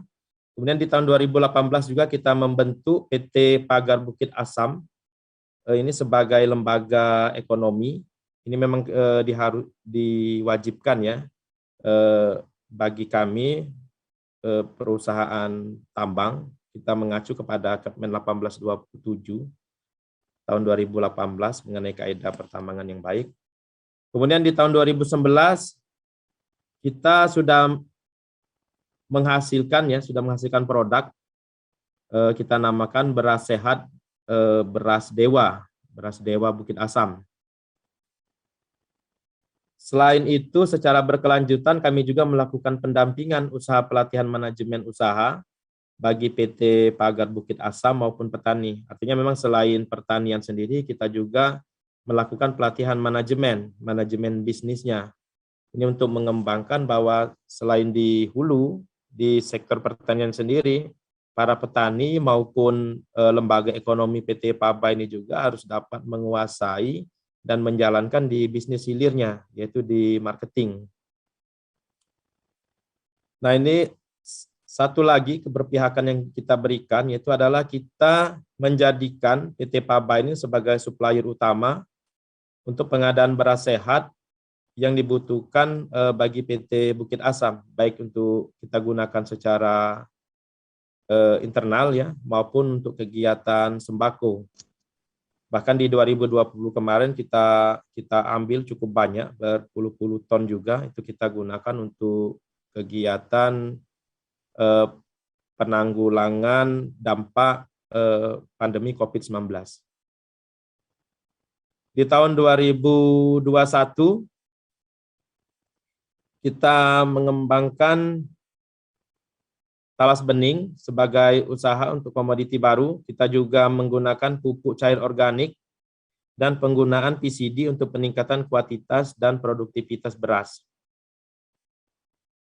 Next, di tahun 2022, di tahun depan, insya Allah kita akan mengembangkan teknologi pengendalian hama, kemudian kita juga akan mengembangkan kelembagaan tani, kemudian juga kita akan melakukan penguatan kelembagaan existing, yaitu PT Pabanya sendiri, maupun kita akan melakukan peningkatan kualitas produk maupun kemasan.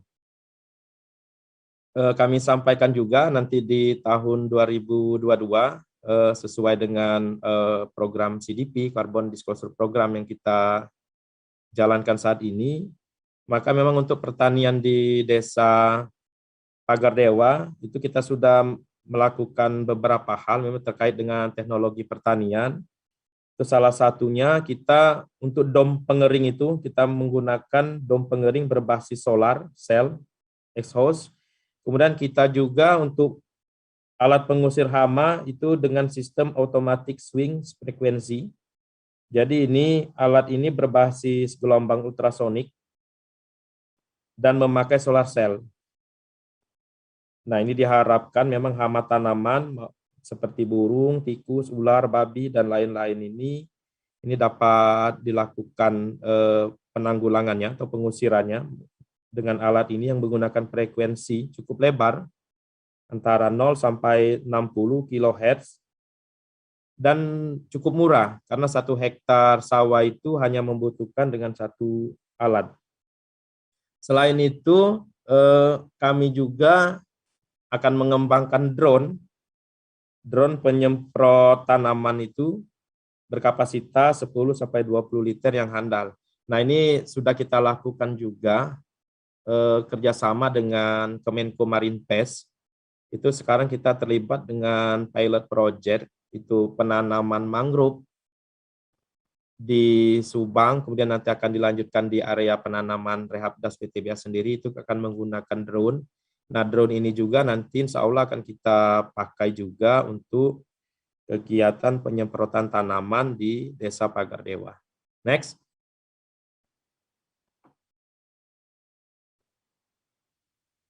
Nah, ini skema. Skema ini sebenarnya hampir mirip seperti presentasi sebelumnya, tapi akan saya sampaikan secara sekilas bahwa memang inilah bentuk dari sirkular ekonomi yang kita bentuk, kita implementasikan di Desa Pagar Dewa. Yaitu kalau kita lihat dari jalur hijaunya itu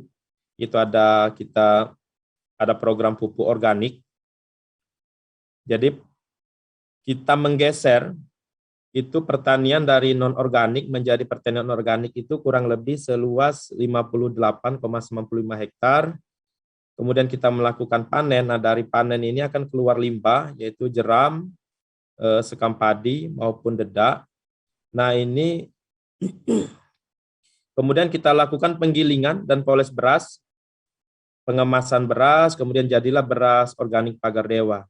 Nah, sedangkan untuk infrastrukturnya sendiri, kita menggunakan solar cell dengan kapasitas 12.000 watt, itu kita gunakan untuk PJU, konversi mesin penggiling dan poles beras, dari BBM ke solar cell, pengelolaan air bersih, maupun mesin jahit karung beras. Jadi ini 100% menggunakan solar cell.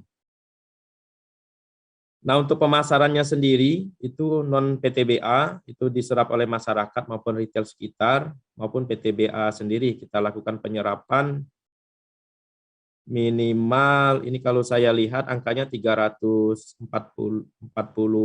ton, atau 30% itu dari proyeksi padi ini, panen padi sebesar 1.200 ton itu diserap oleh PTBA sendiri. Nah, dari kegiatan ini menghasilkan laba usaha. Nah, dari laba usaha itulah yang akan membentuk kemandirian yang berkelanjutan. yang akan didapatkan oleh masyarakat sebagai penerima manfaat. Next.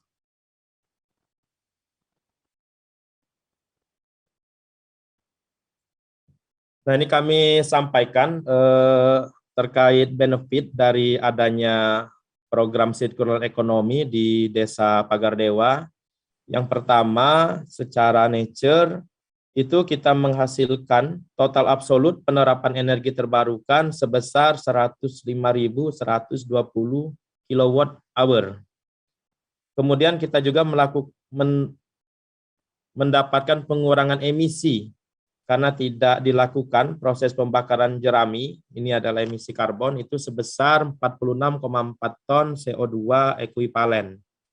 Selain itu, secara ekonomi, program sirkular ekonomi ini juga memberikan penyerapan tenaga kerja untuk kelompok lansia dan ibu-ibu dalam proses pasca panen.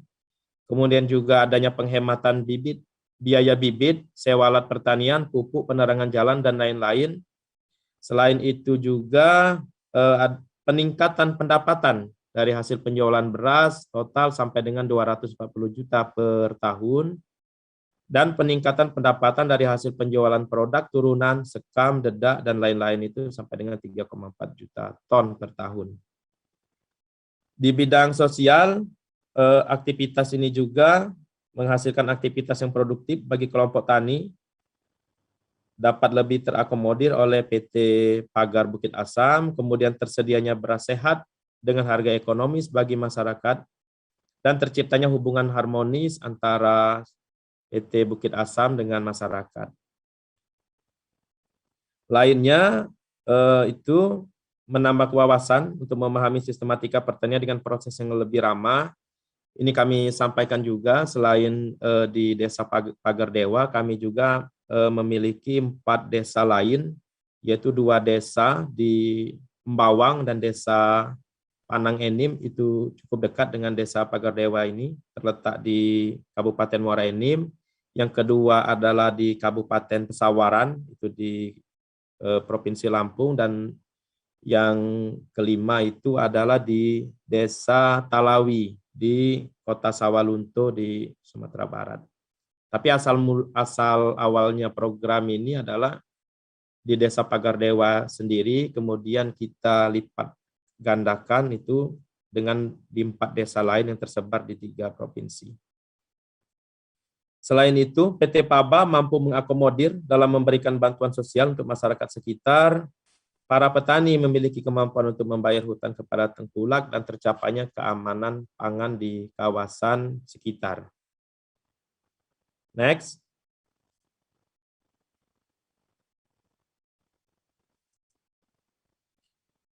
Kami sampaikan hasil evaluasi terkait dengan program sirkular ekonomi ini.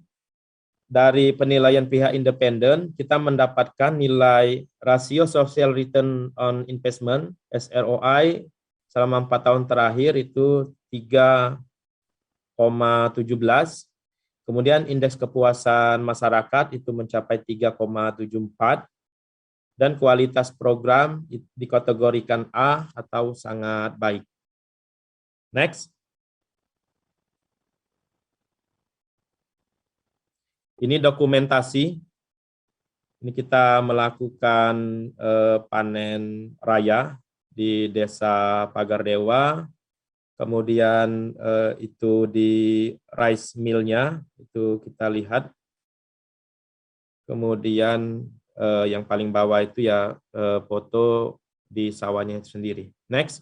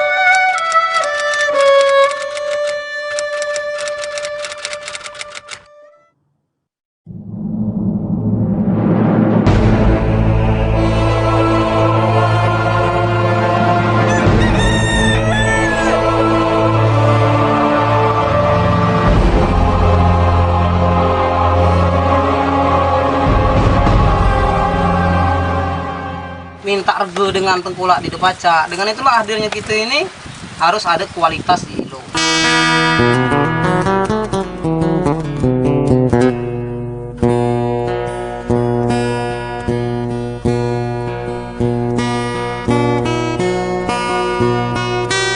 Saat ini, kurang lebih 20% lahan pertanian yang ada di Desa Pagardewa sudah menjadi milik para tengkulak atau rentenir. Petani yang dulunya sebagai pemilik lahan, sekarang hanya sekedar menjadi buruh. Bahkan, banyak petani yang tidak mempunyai pekerjaan tetap. Sejak saya mendampingi Desa Pagardewa sampai meraih penghargaan sebagai desa proklim tingkat nasional dari Kementerian Lingkungan Hidup dan Kehutanan, di tahap pertama ini, kami berhasil mengajak 93 orang petani dengan luas lahan lebih kurang 58 hektar. Peran CSR PTBA di Desa Pagardewa sangat besar sekali. Kami bukan hanya dibimbing dan didampingi tentang kesehatan, lingkungan, ekonomi, tapi juga diberi bantuan seperti peralatan pertanian, pembuatan pupuk organik, gudang penggilingan, dan pengemasan beras. Kami diajarkan dan dibuat solar cell agar kami tidak menggunakan BBM lagi. Bahkan kami pun didirikan badan usaha milik petani. Dan alhamdulillah saat ini saya dipercaya sebagai direktur utama dari perusahaan BUMP PT Pagar Bukit Asam. Sekarang kami punya produk beras dengan merek beras sehat Dewa Bukit Asam. Dan untuk pemasaran, selain di PTBA, kami juga sudah berhasil menjual beras Dewa Bukit Asam ke pihak lain. Total lebih kurang 170 ton sejak bulan Juni sampai November. Dari laba usaha yang kami dapatkan, kami kembalikan lagi kepada petani dalam bentuk tabungan Rp500 per kilo. Dan yang paling membuat kami bahagia adalah kami berhasil melunasi hutang petani walaupun baru hanya 3 orang senilai Rp30 juta. Alhamdulillah kami dibantuan oleh PT Bapak duit 10 juta untuk melunasi hutang-hutang kami. Senang. Mohon doanya kepada semua pihak. Semoga ini menjadi semangat kami, menjadi motivasi kami, menjadikan petani sejahtera dan mandiri. Sukses untuk kita semua.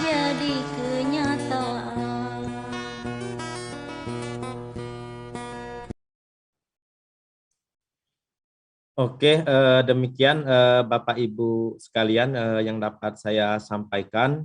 Sebagai informasi tambahan juga, insya Allah ke depan kami akan mengembangkan kopi Arabica.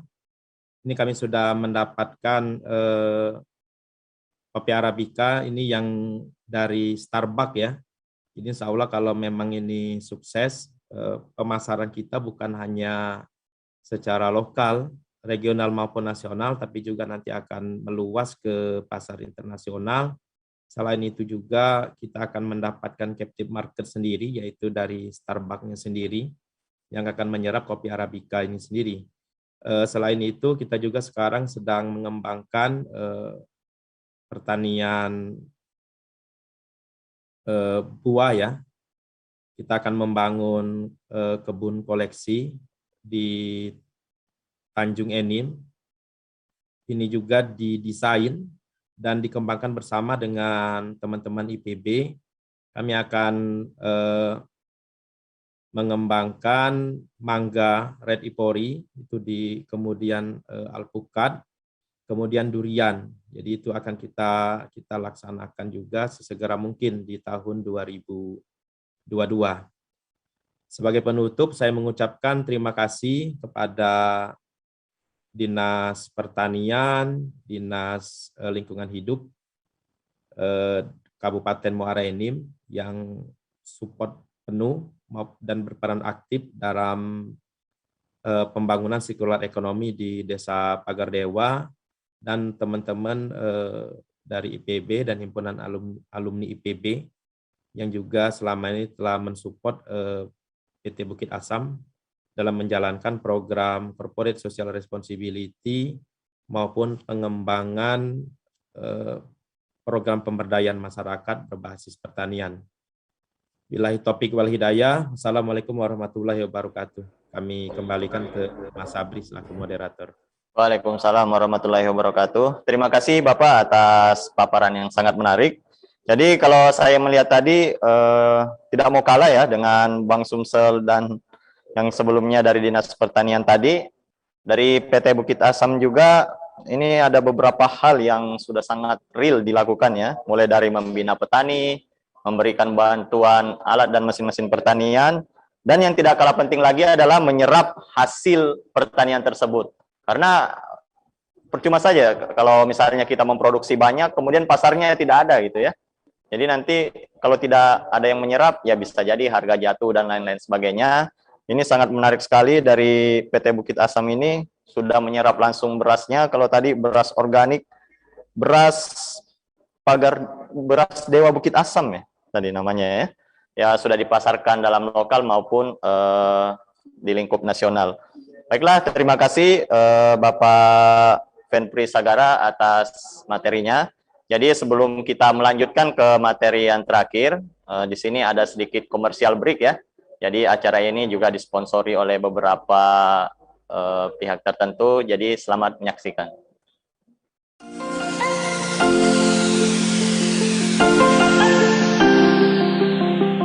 Mbak, jadi totalnya berapa tadi satu porsi pempek sama minuman?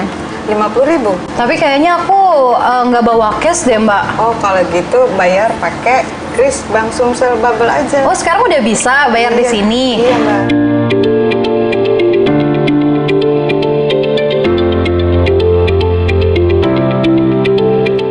Nih, udah ya, Mbak. Makasih. Aku mau pesen es kopi memorinya 1 ya. Oke, Kak. Kalau aku mau bayar pakai kris Bang Sumsel Bubble bisa nggak ya di sini? Bisa, Kak. Langsung scan aja. Udah ya, Mbak? Iya. Bank Sumsel Bubble kini bisa melakukan pembayaran melalui kris Bank Sumsel Bubble dengan mendownload di Play Store aplikasi mobile banking Bank Sumsel Bubble.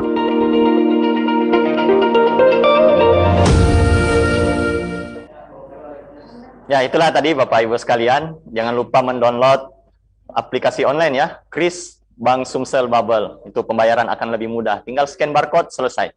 Oke, terima kasih dari panitia. Kemudian untuk selanjutnya, yaitu dari unsur akademisi, di sini adalah IPB University. Dalam hal ini diwakili oleh Wakil Rektor 3, Bapak Profesor Dr. Insinyur Dodi Ridho Nur Rahmat, MSc FTROP. Tapi sebelumnya saya akan membacakan CV beliau.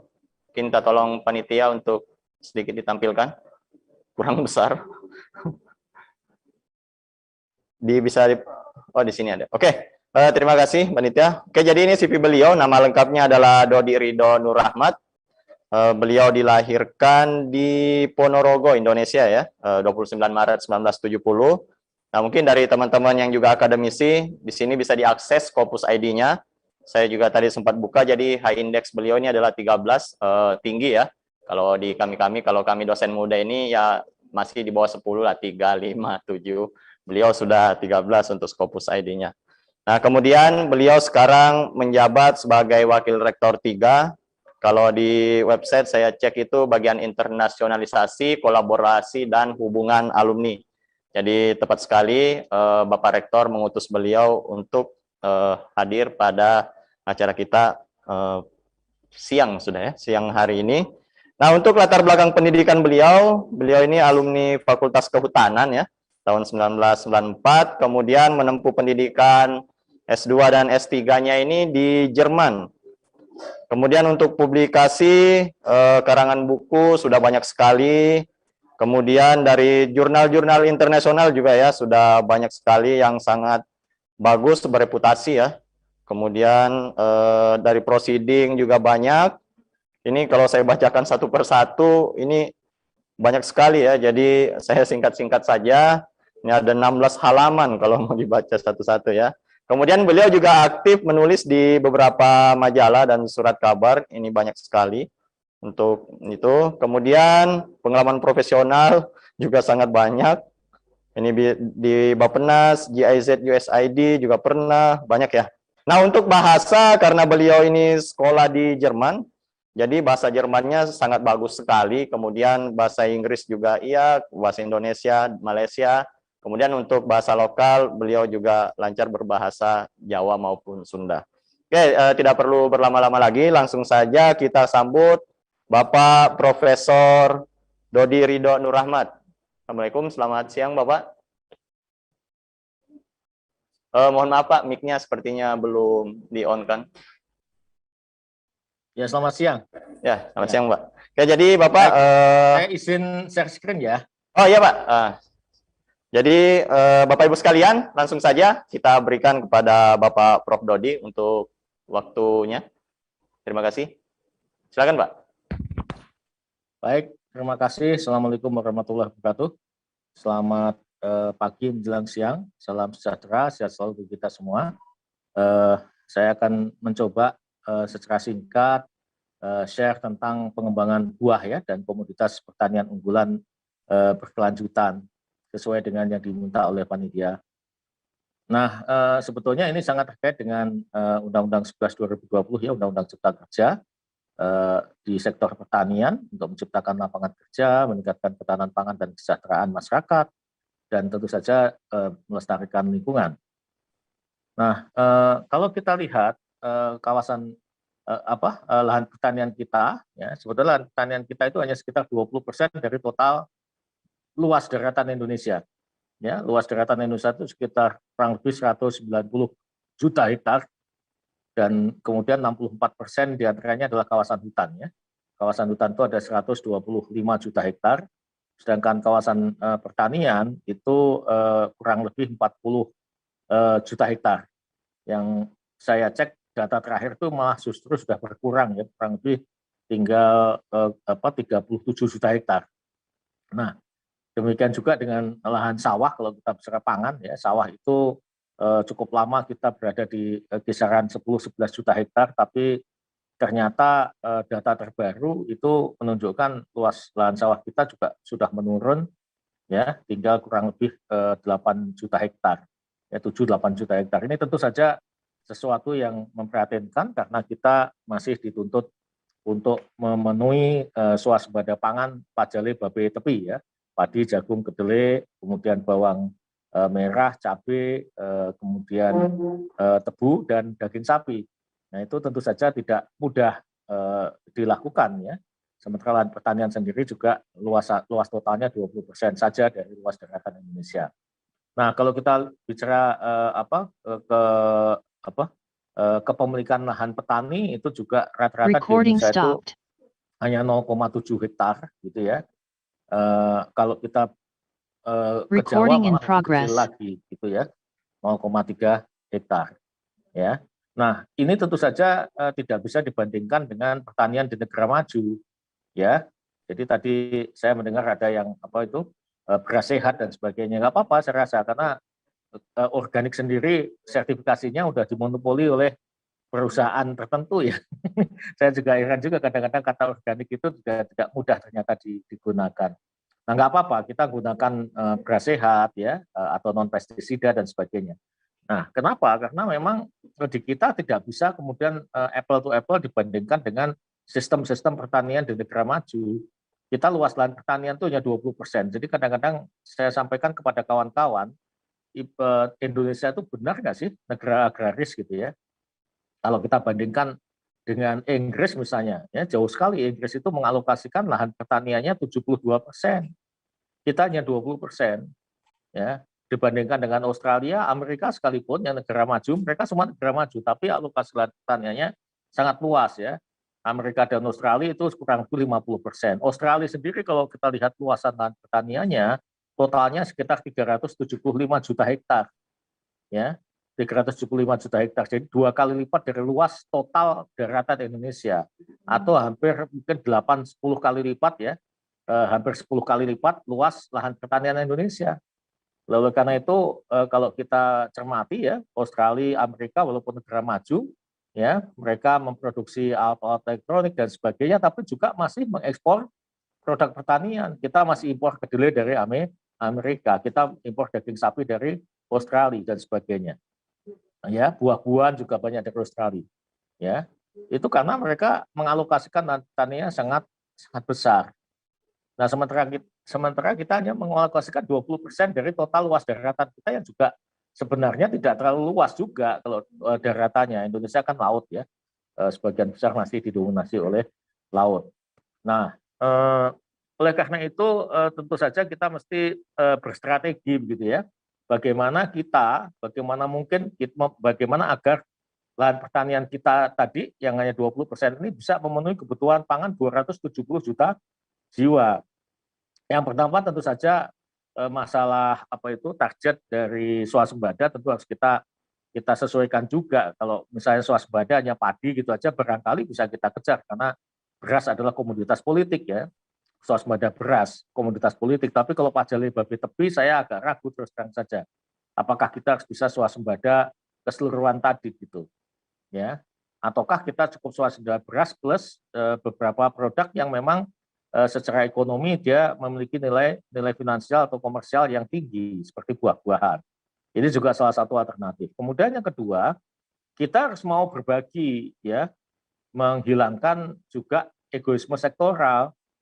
Jadi kawasan hutan 64%. Kalau memang secara hukum dan secara aspek lingkungan ya, kalau kita konversi juga membahayakan lingkungan, yang bisa kita lakukan sebetulnya adalah berbagi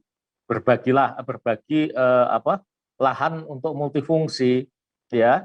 Jadi kalau lahan pertanian kita hanya 20%, ya kenapa tidak buah-buahan dan sebagainya dihasilkan dari kawasan hutan.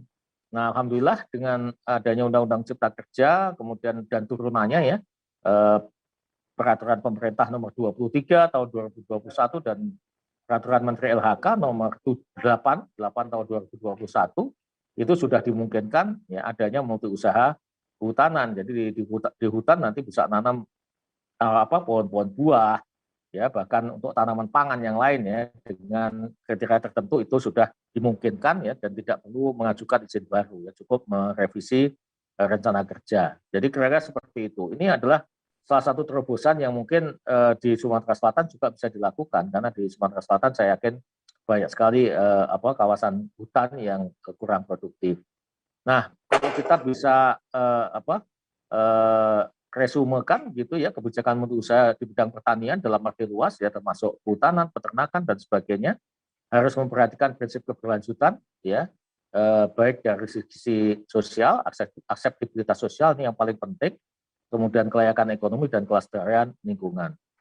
Nah, nilai ekonomi real dari komoditas berbasis lahan ya, kita mesti mengetahui ini ya. Untuk hutan itu hanya Rp400 kurang lebih ya, atau kurang bahkan per meter persegi per tahun ya. Sawah itu kurang lebih 1.500 per meter persegi per tahun ya. Kalau di Jawa biasanya ya, kalau kita lihatnya per hektar ya 15 jutaan lah per hektar. Untuk sawit itu kurang lebih mungkin 38 juta ya rupiah per hektar tahun, atau 3.800 per meter persegi per tahun. Sekarang harganya lagi naik ya, mungkin lebih dari ini.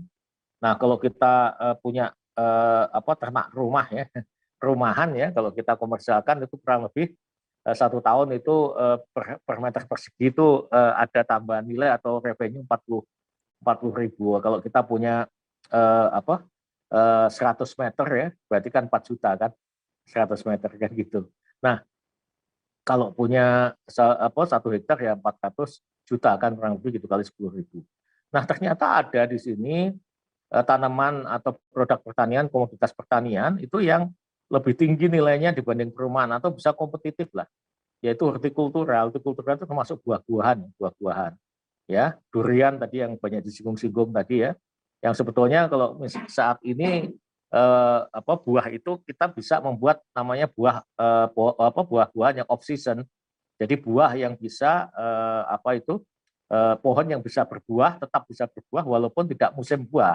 Jadi kalau sekarang tidak musim durian ya kita tanam saja. Saat yang pertama bisa dengan jenisnya ya. Kemudian yang kedua bisa dengan modifikasi ya, dengan tabula pot dan sebagainya. Itu memungkinkan untuk menjual buah pada saat tidak musim buah. Ya, itu IPB bisa ya melakukan itu.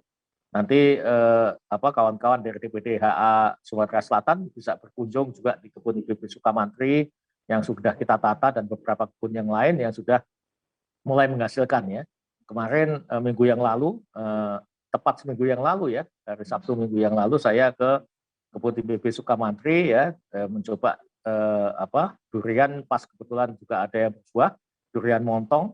Itu ternyata dari bulan Januari sampai Oktober saja yang sudah berbuah tadi sudah menghasilkan 6 juta lebih ya. Jadi kalau 1 tahun sampai dengan akhir Desember mungkin kurang lebih ya 8 jutaan ya, 7-8 juta ya. Kalau misalnya kita nanam 700 pohon di IPB, ya Anda tinggal kalikan gitu ya, berapa penghasilannya per tahun kalau 1 pohon itu 8 juta, kan kira-kira seperti itu. Ini bukan hal yang kecil. Makanya dan sudah terkonfirmasi gitu ya. Sudah terkonfirmasi karena beberapa petani sukses itu saya undang ya di dalam memberikan kuliah ya, praktisi segala dan saya juga sudah mengunjungi beberapa tempat ya, termasuk di Gresik, Jawa Timur. Kalau yang dekat dengan Sumatera Selatan mungkin nanti bisa berkunjung di Lampung ya, di hutan lindung yang dulunya konflik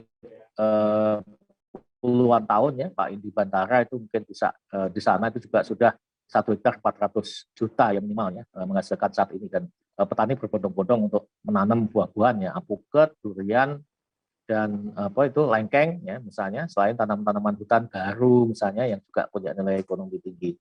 Nah itu yang mungkin bisa dicoba juga ya, dikembangkan di Sumatera Selatan.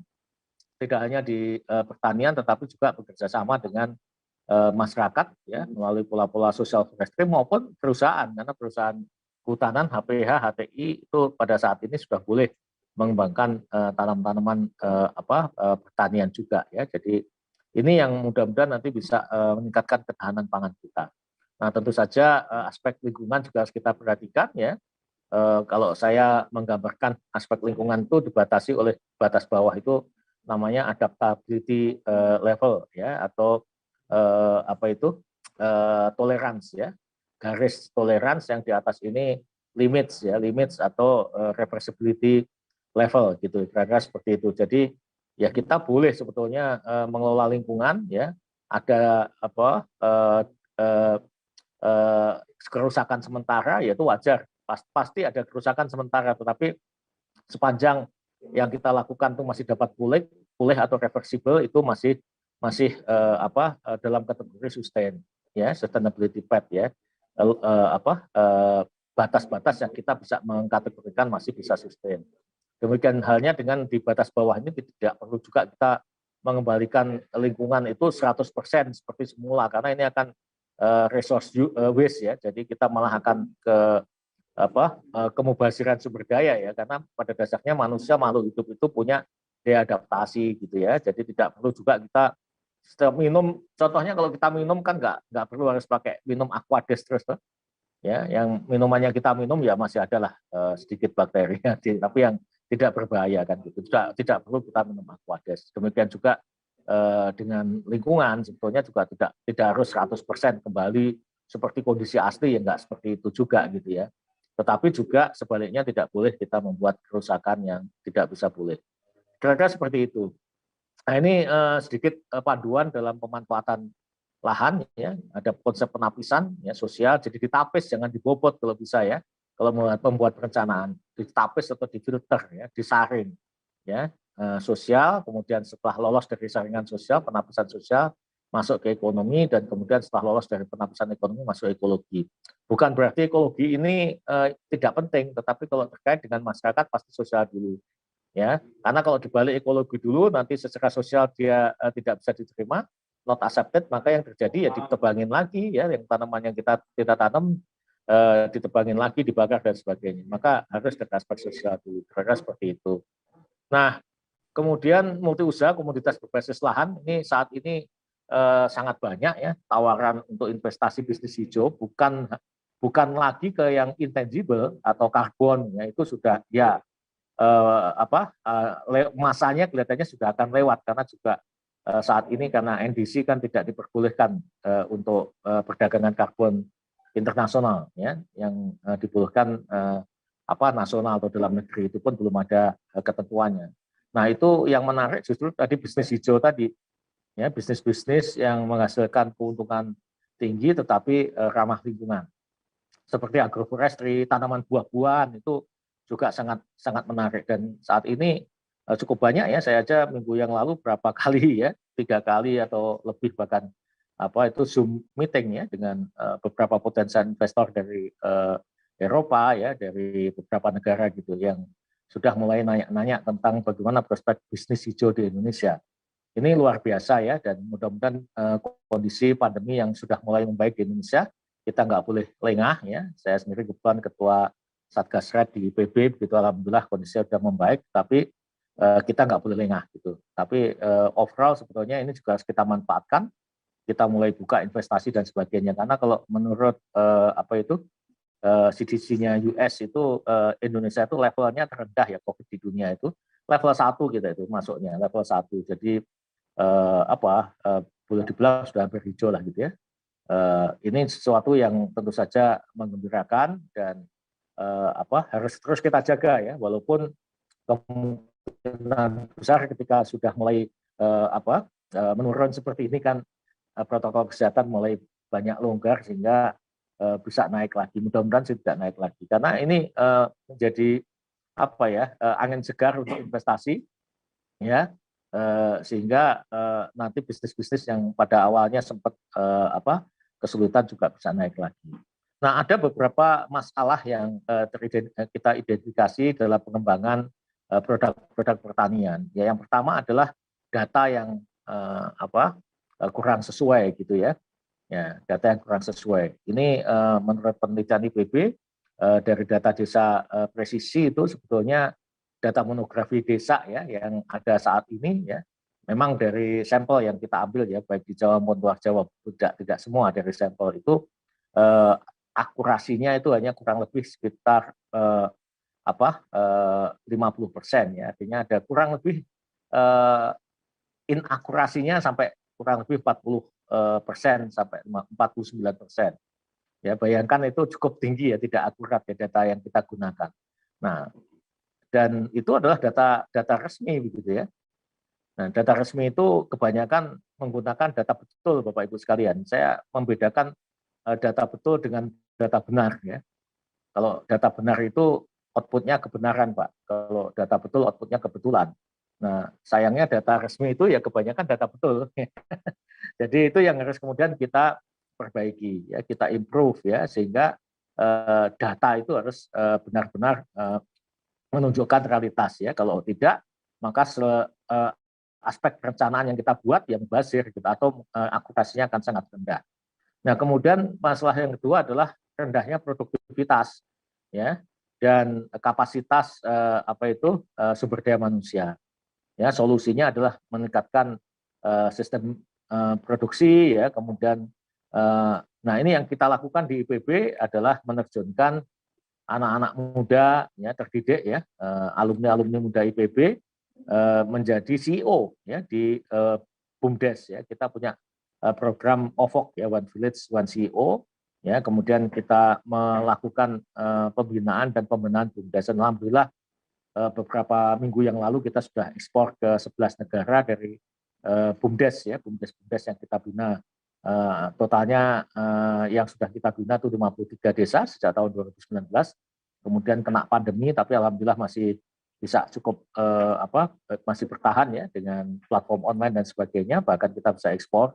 Dan alhamdulillah tahun ini kita ditambah lagi kepercayaan kepada IPB untuk mengembangkan 100 BUMDes, 100 OVOC ya, One Village One CEO di 100 desa begitu ya. Tetapi memang fokus kita ya, karena jarak itu masih di Jawa, jadi 80 desa di Jawa tambahan, kemudian ada 20 desa yang di luar Jawa itu di Riau karena permintaan khusus dari Badan Restorasi Gambut dan Mangrove gitu ya.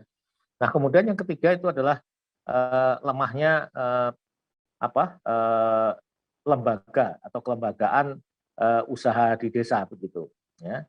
Nah, solusinya adalah membuat holding BUMDes ya. Kita buat jadi BUMDes yang tidak memenuhi economic of scale ya, kita gabungkan jadi BUMDes bersama atau holding BUMDes yang kemudian dipimpin oleh anak-anak muda yang tentu sudah melewati CEO school begitu ya untuk menjadi CEO, untuk membenahi kelembagaannya. Kemudian yang keempat adalah adanya perubahan rantai distribusi dan pasar ya karena COVID-19. Nah ini digital business ecosystem ini menjadi salah satu solusi. Nah tentang improving data ya ini digital village, jadi kami wujudnya program desa presisi yang alhamdulillah Pak Rektor juga sudah menyampaikan kepada Menteri Dalam Negeri ya untuk kartu-kartu ya, program kartu-kartu itu, dan Menteri Sosial ya Bu Risma ya, karena banyak ketidaktepatan sasaran itu karena data yang tidak tepat juga gitu. Nah ini yang harus kita perbaiki. Nah kemudian kita menggunakan drone ya, drone participatory mapping ya, dan participatory rural appraisal ya, ini untuk meningkatkan data desa presisi, termasuk juga. Mohon maaf Bapak, waktunya 5 menit lagi Pak. Ya ini. Terima kasih. Sudah habis, oke. Ya nanti ini bisa dipraktekkan juga untuk penyaluran dana sosial maupun yang sudah kita praktekkan di IPB itu untuk zakat infak sodakoh ya, terutama untuk anak yatim. Jadi kalau kami di IPB sejak tahun lalu itu sudah ada, kalau mau memberikan infak ya kita tinggal klik di desa mana ya, kemudian di desa itu akan muncul foto ya, foto-foto yang berhak menerima mustahiknya, kemudian di situ kalau kita klik akan ketahuan koordinat rumahnya ya, kemudian di situ tinggal kita pilih kita mau donasi berapa dan sebagainya, semuanya serba digital, sangat rapih begitu ya, dan kita bisa menyampaikan ya ke orang-orang yang terdekat dengan kita ya. Kendalanya kan kadang-kadang banyak di antara kita menyalurkan siswaku itu masih banyak yang ingin menyalurkan langsung kan begitu, karena memang disarankan kan di tempat yang terdekat gitu, keluarga, tetangga terdekat dan sebagainya. Kalau melewati nasional kan kita tidak tahu disalurkannya kemana. Nah, ini sebetulnya bisa menjembatani problem itu ya yang dikembangkan oleh IPB. Kemudian kapasitas manusia, sumber daya manusia maupun produktivitas lahan juga kita optimalkan ya, optimasi pemanfaatan lahan, integrated farming dan sebagainya itu juga kemudian meningkatkan keragaman ya, komoditas juga sangat penting. Sawit itu sangat bagus saat ini nilainya bagus, tetapi kalau lagi jatuh tentu saja juga menjadi masalah ya, makanya di beberapa tempat itu sudah mulai adanya diversifikasi, dan itu sangat menguntungkan juga sebetulnya ya sebagai buffer ekonomi ya kalau ada yang jatuh. Kemudian juga optimasi lahan ya, yang kurang produktif kita produktifkan ya, dan kita perhatikan betul ya existing tanaman yang saat ini ditanam masyarakat apa ya, itulah yang kemudian kita coba kembangkan yang baik ya. Kalau misalnya mengganti betul-betul dengan tanaman yang baru biasanya juga tidak baik. Nah ini contohnya ya, IPB kita berbasis sains ya, jadi tidak berdasarkan common sense gitu ya. Di tempat-tempat yang keterlanjuran misalnya sawit di dalam kawasan hutan, ada konflik dan sebagainya, kita tanam dengan tanaman pengayaan dan hasilnya juga jauh lebih tinggi sebetulnya. Dengan jengkol, dengan durian, dengan pete, dengan macam-macam ya tanaman hutan, produk sawitnya masih tetap itu bahkan meningkat ya, dan ada tambahan dari produk-produk yang lain.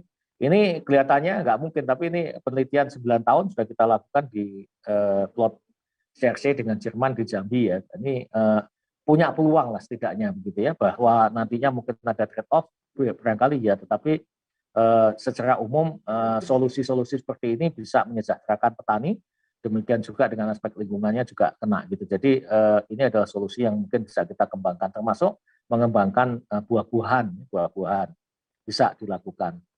Nah ini kemudian masalah pasca panen juga, kemudian dan yang paling penting ini adalah contoh program OVOK yang di 53 desa ya, ada kopi di Garut, ada santripreneur ya, kita melibatkan juga pesantren, kemudian ini adalah skemanya bagaimana IPB membuat holding BUMDes ya, ini skemanya.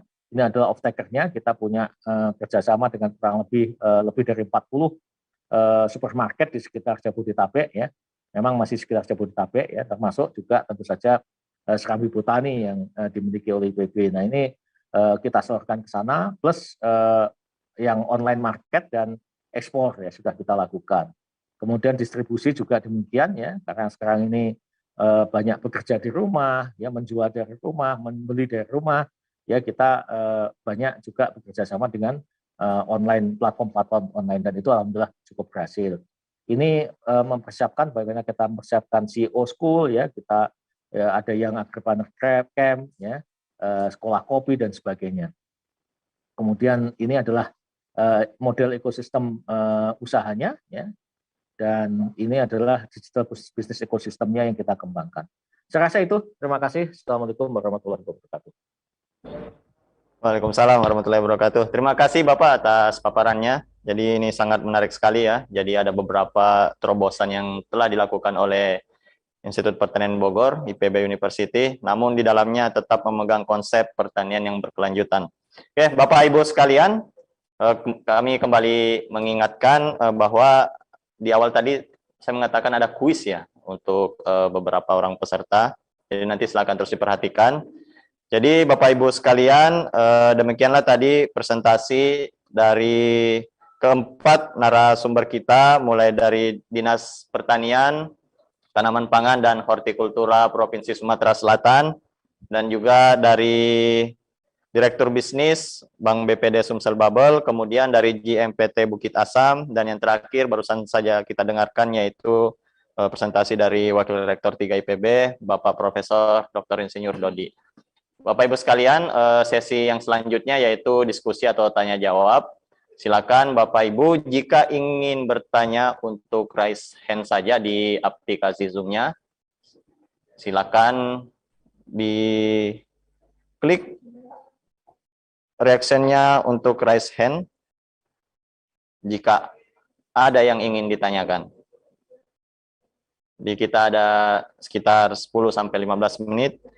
Oke, ini dari Ibu ya, Ibu ini ya, Ibu Riana MBI. Apa ini? Silakan panitia di open mic-nya. Kalau boleh penanya juga open kamera dan mic, kemudian instansinya dari mana. Silakan. Mik. Riana MBI.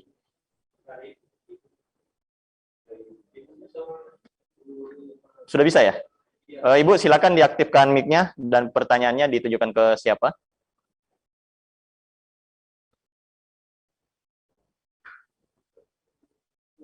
Halo, Ibu Riana?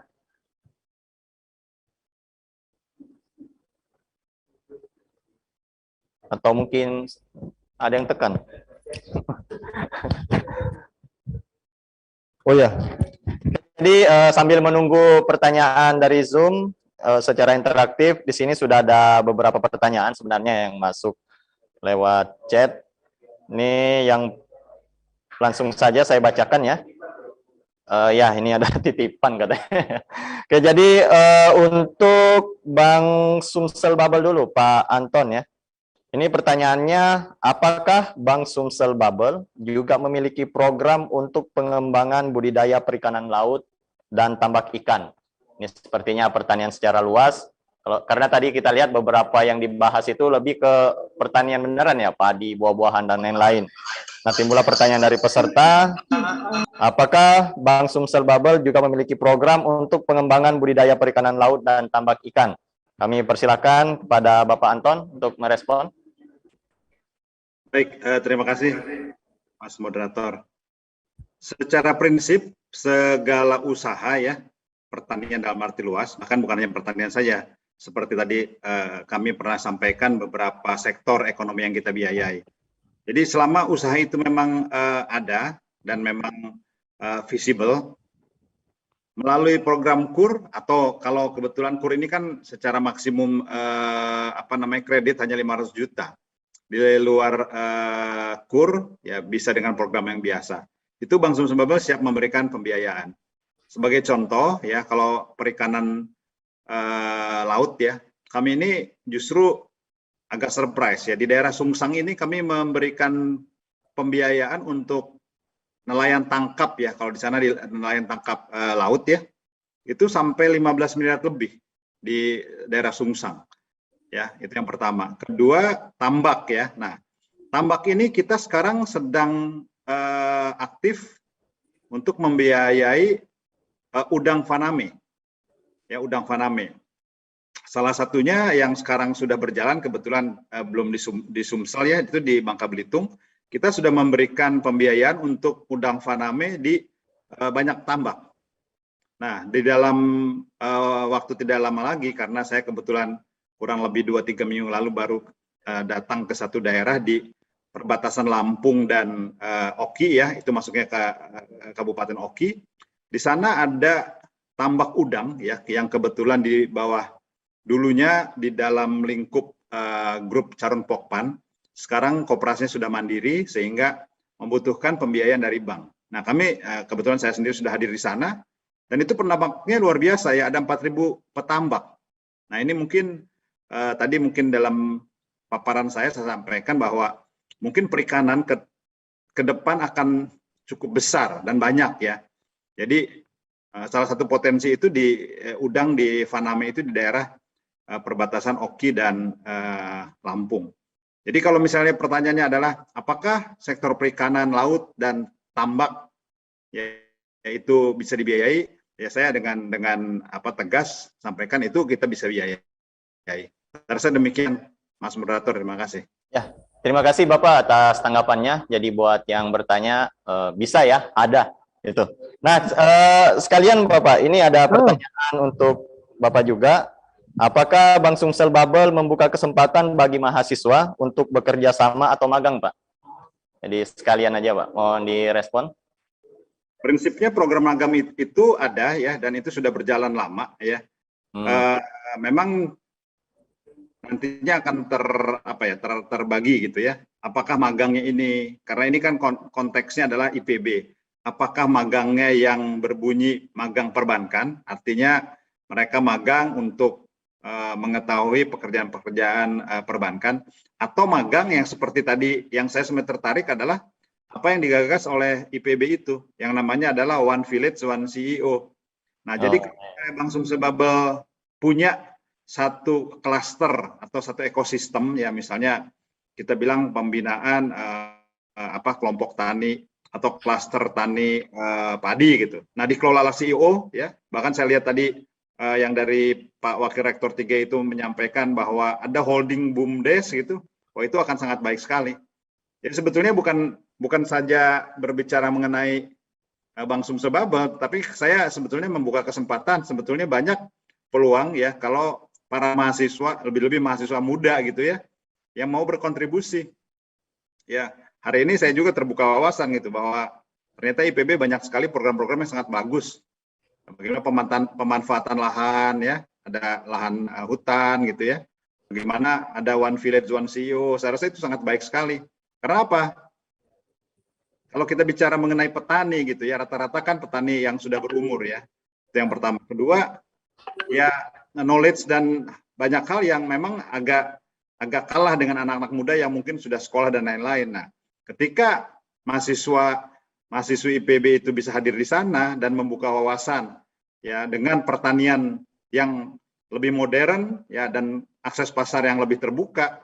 Ya tadi disampaikan Bapak Wakil Rektor, bahkan ada beberapa yang sudah ekspor gitu. Nah, ini menurut saya tidak harus dengan Bank Sumsel Bubble gitu. Kesempatan ini terbuka seluas-luasnya.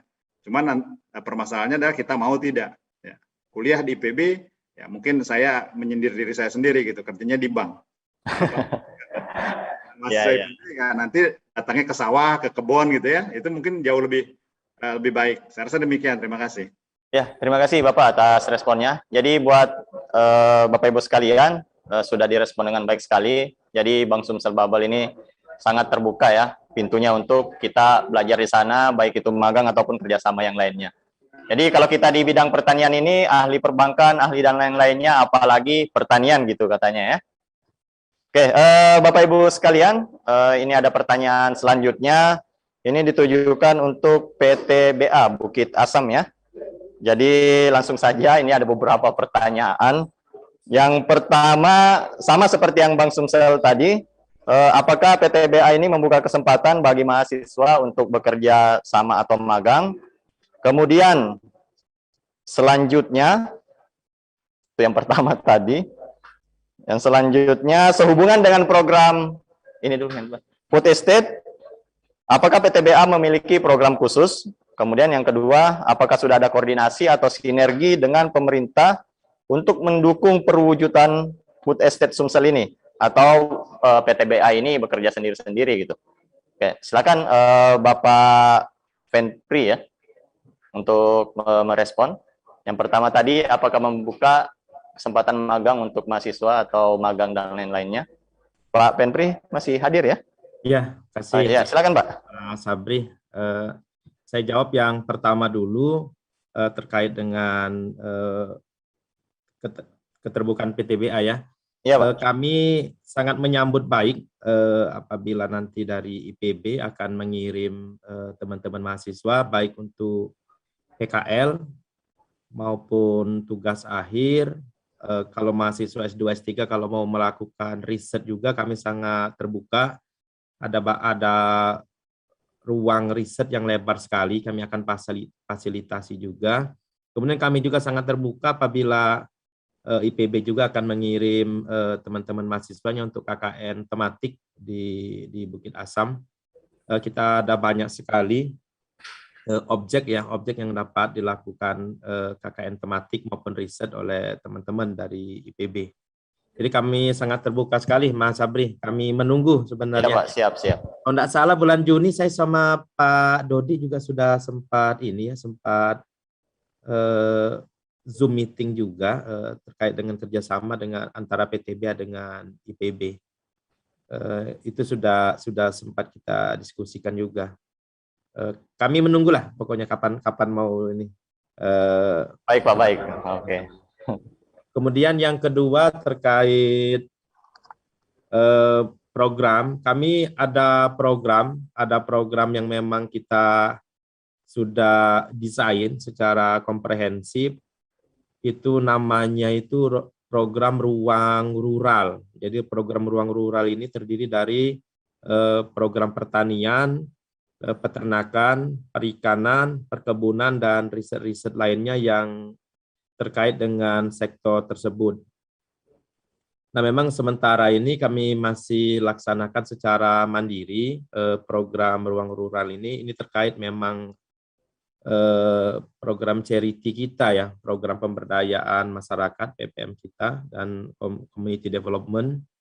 Nah, tapi secara future kita proyeksikan ini program ruang rural ini akan berubah dari program charity memang menjadi people equity. Sudah ada nih Mas Sabri. Nah, saya juga mengundang teman-teman UMKM dari Himpunan Alumni IPB. Kami ada yang namanya program kemitraan. Itu dapat berdiskusi dengan Satuan Kerja Corporate Social Responsibility PTBA, baik untuk skema pinjaman dana bergulir yang dapat digunakan oleh teman-teman UMKM maupun next harapan kami juga UMKM yang dibentuk dan dijalankan oleh Himpunan Alumni PB juga nanti dapat membina juga ya, dapat melakukan pembinaan terhadap UMKM yang sudah dibina oleh PT Bukit Asam sendiri. Gitu Mas Sabri. Ya Bapak, terima kasih atas responnya. Sepertinya sudah menjawab pertanyaan Bu Riana tadi ya, yang terakhir. Ini tuh pertanyaannya, adakah program khusus pembinaan masyarakat umum yang bergerak di bidang UMKM, baik perihal permodalan mikro usaha atau pembinaan melalui CSR ya? Sepertinya tadi sudah dijawab Bu Riana ya. Nah, kemudian lebih baik ya Mas Sabri ya. Ya Pak. Karena kami juga lebih cepat lebih baik kalau teman-teman HA IPB mau merapat UMKM-nya ke PTBA untuk program pembicaraan kita. Karena kita lagi butuh serapan dana juga ini. Nah, informasi yang sangat bagus sekali ini. Iya, bingung juga ini siapa yang mau nyerapnya ini. Silakan buat teman-teman UMKM, ini ada kabar baik dari PTBA, jadi segeralah untuk merapat katanya ya. Rapat. Ya, terima kasih Bapak Fenpri atas responnya. Pertanyaan selanjutnya ini dari Koperasi Agrimusi Sejahtera kepada Pak Bambang, ini pada Kepala Dinas ya. Apakah perbedaan antara korporasi petani dengan koperasi unit desa? Apakah KUD bisa menjadi bagian dari program food estate? Ini Pak Bambang. Baik, terima kasih. Ya Pak, silakan. Dari KUD Sejahtera menanyakan apakah beda korporasi petani dengan KUD yang ada di desa. Korporasi petani dibentuk oleh Kementerian Pertanian yang diimplementasikan oleh Dinas Pertanian Provinsi dan Kabupaten Kota di dalam mengelompokkan semua kelompok tani yang ada di desa. Jadi dengan batasan luasan minimal 2.000, 5.000 bahkan 10.000.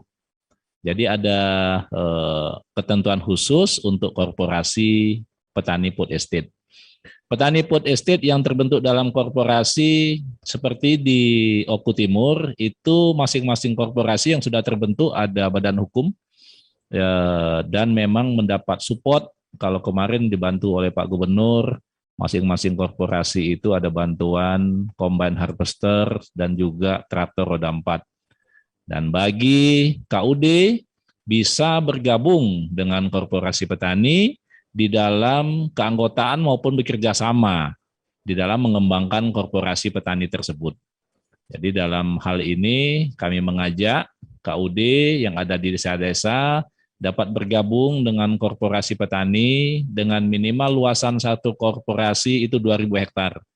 Jadi Bapak dari koperasi tadi bisa bergabung, ya, kalau 2.000 hektar itu mungkin gabungan dari kecamatan, antar kecamatan dia kalau 5.000 sampai 10.000 di bawah satu naungan korporasi. Dan korporasi ini kita adakan pendampingan, pengawalan sampai mulai dari hulu, on farm sampai ke hilirisasi. Demikian. Ya, terima kasih Bapak. Jadi KUD silakan bergabung ke korporasi unit desa ya, koperasi unit desa.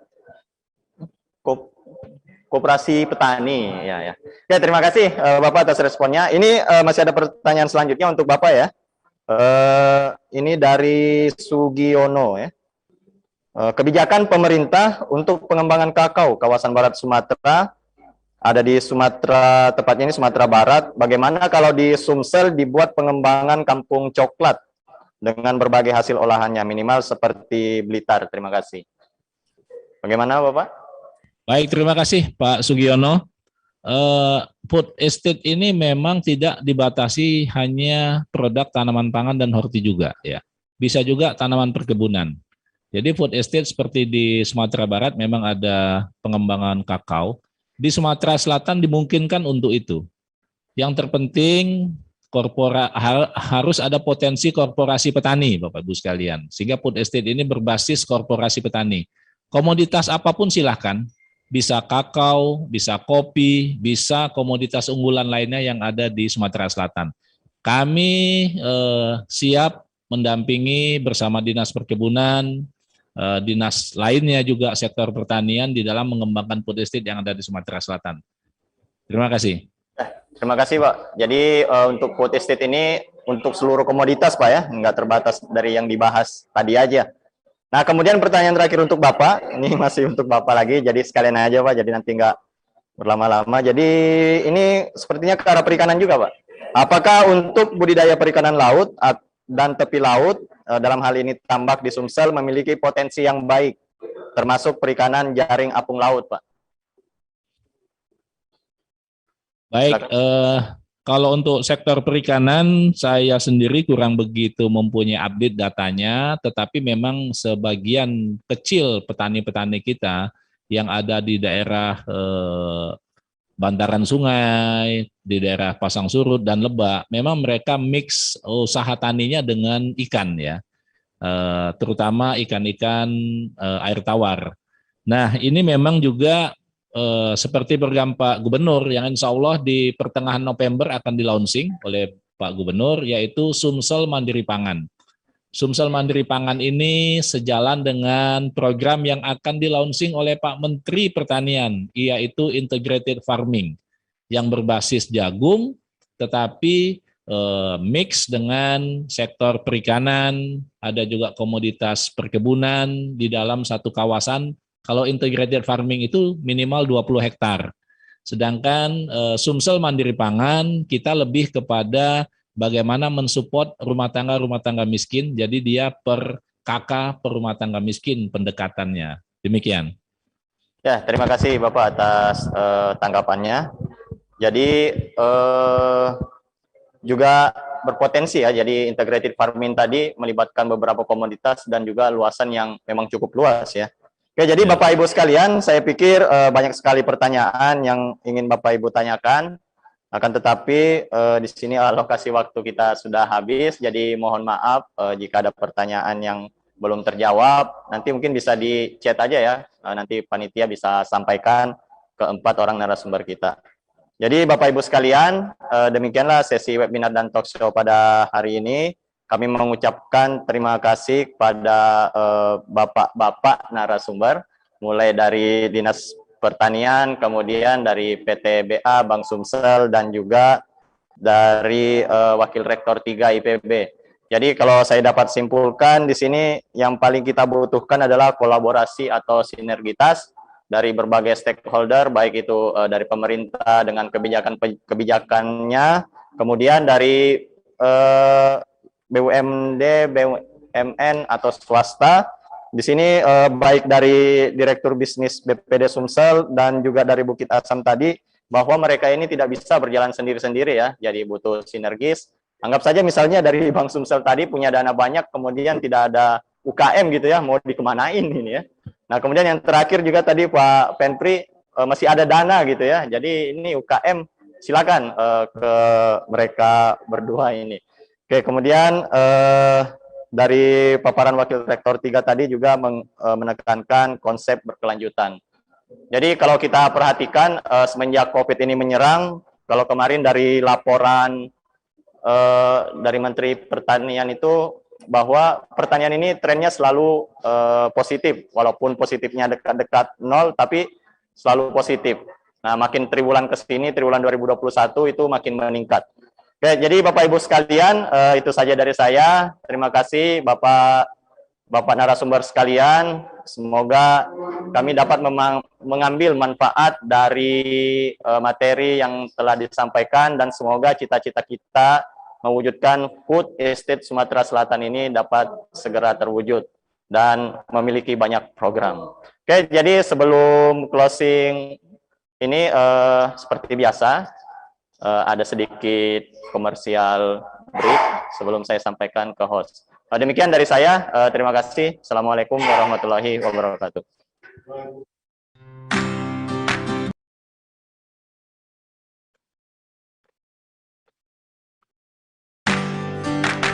Untuk Anda yang pekerja keras, penuh integritas, dan butuh fleksibilitas.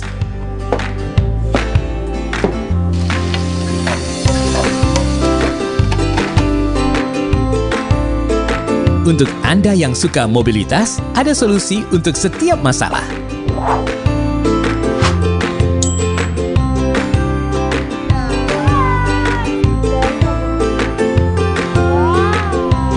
Untuk Anda yang mempersiapkan masa depan buah hati, menabung sejak dini, jangan tunggu nanti.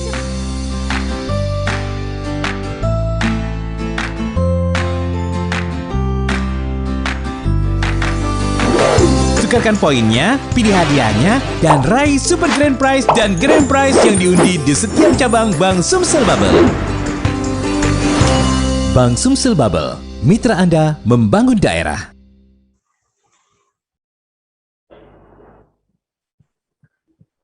Baik, terima kasih kepada moderator atas jalannya diskusi yang luar biasa, sangat interaktif dan sangat informatif bagi kita semua. Dan semoga webinar tadi dapat memberikan kita banyak wawasan dan mungkin kita bisa bekerja sama lebih setelah dari acara ini.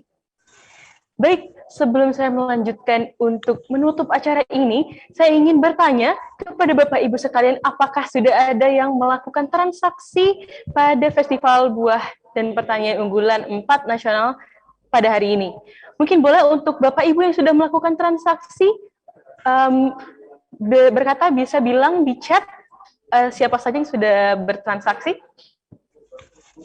Karena ingat ada lomba transaksi terbanyak dan juga lomba transaksi terbesar untuk para UMKM-nya. Jadi ayo kita support UMKM ini bersama-sama demi kemajuan ekonomi kita di masa new normal ini. Baik, untuk Bapak Ibu hadirin sekalian, kita dari tadi sudah mengikuti rangkaian webinar dan di setiap rangkaian webinar tadi terselip clue untuk jawaban dari kuis yang akan kita laksanakan pada hari ini. Oleh karena itu, boleh clue kata-kata tersebut dirangkai dan nanti diketikkan di kolom chat. Mulai sekarang boleh bisa diketikkan, tapi jangan dikirim dulu.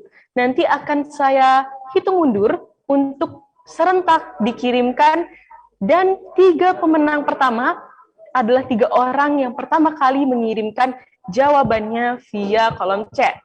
Baik, saya berikan waktu dulu sekarang, boleh dirangkai dulu kata-katanya Bapak dan Ibu. Sambil menunggu, saya ingin mengingatkan kembali lagi untuk ayo semuanya kita melakukan transaksi melalui Facebook Pernas IPB.org karena kita bisa mensupport para UMKM melalui transaksi kita tersebut karena nanti akan ada lomba transaksi terbanyak dan terbesar bagi para merchant kita. Oke, saya rasa sudah cukup ya untuk waktu untuk merangkai kata-katanya. Bagaimana panitia, apakah kita bisa hitung mundur untuk Kim? Oke, saya akan hitung mundur di hitungan terakhir. Silahkan dikirimkan rangkaian katanya. Baik, saya mulai. 3, 2, 1. Oke, boleh langsung dikirimkan jawabannya? Oke. Oke, masih ngetik ya. Oke, ayo yang 3 tercepat akan menjadi pemenangnya dan akan ada hadiah berupa uang elektronik atau pulsa. Oke, bagaimana panitia?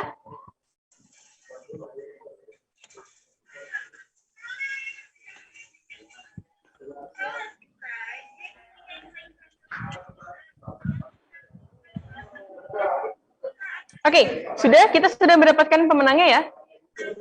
Oh, belum?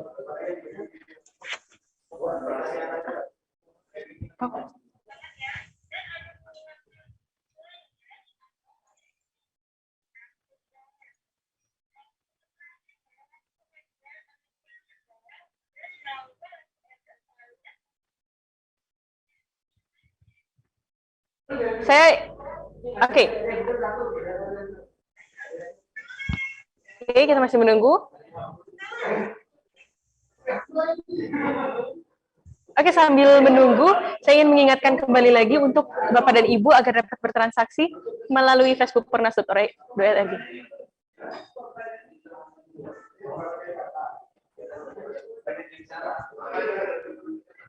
Oke.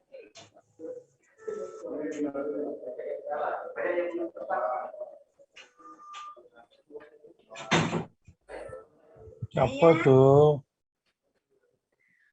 Oke. Jadi karena kita masih punya slot untuk pemenang nih, saya akan membacakan sebuah pertanyaan lagi dan jawabannya harus cepat-cepatan lagi ya melalui chat di Zoom meeting. Oke, siap-siap ya. Saya akan membacakan pertanyaannya habis ini. Jawaban yang tercepat akan menjadi pemenang dari pertanyaan ini. Oke. Dengarkan baik-baik pertanyaannya. Buah jeruk asli dari pagar alam adalah? Oke, boleh langsung diketik lewat chat Zoom. Oke, banyak ya? Oke. Bagaimana panitia, kita sudah mendapatkan pemenangnya semua ya?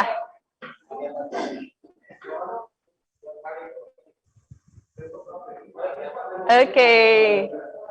Sambil panitia menyiapkan siapa-siapa saja yang akan menjadi pemenang, saya ingin mengingatkan sekali lagi untuk semua Bapak Ibu agar Terus ayo kita bertransaksi melalui Facebook Pernas, melalui website kita facebookpernas.org.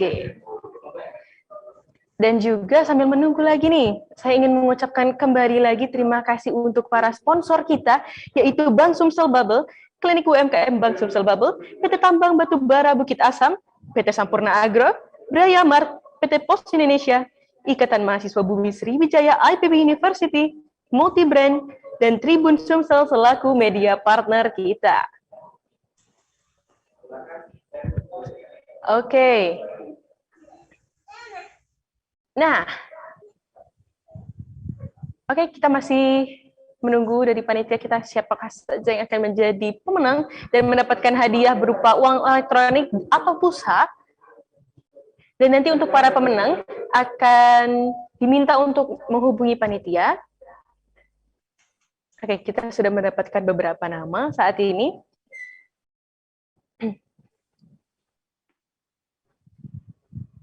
Dan untuk Bapak Ibu yang ingin menonton kembali acara series kita tadi, bisa mengakses lewat link YouTube, Facebook, maupun Instagram yang sudah di-share di chat Zoom meeting oleh panitia. Oke, kita sudah mendapatkan 3 orang pemenang dengan username di Zoom-nya adalah Maria Malkiptiah _F20. Selamat kepada Maria Malkiptiah F20. Lalu kita juga mendapatkan pemenang dari Pemkap Muara Enim, selamat. Dan juga terakhir kita mendapatkan pemenang dari Capem Payung 189. Selamat kepada para pemenang, dan untuk para pemenang akan harap untuk menghubungi panitia untuk pengiriman dari hadiahnya. Oke.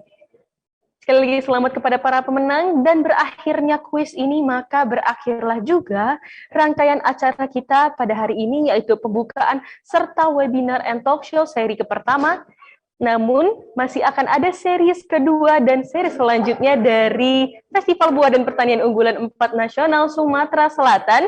So stay tune untuk para hadirin sekalian agar dapat menyaksikan seluruh rangkaian Facebook Pernas 4 sampai penutupan nantinya.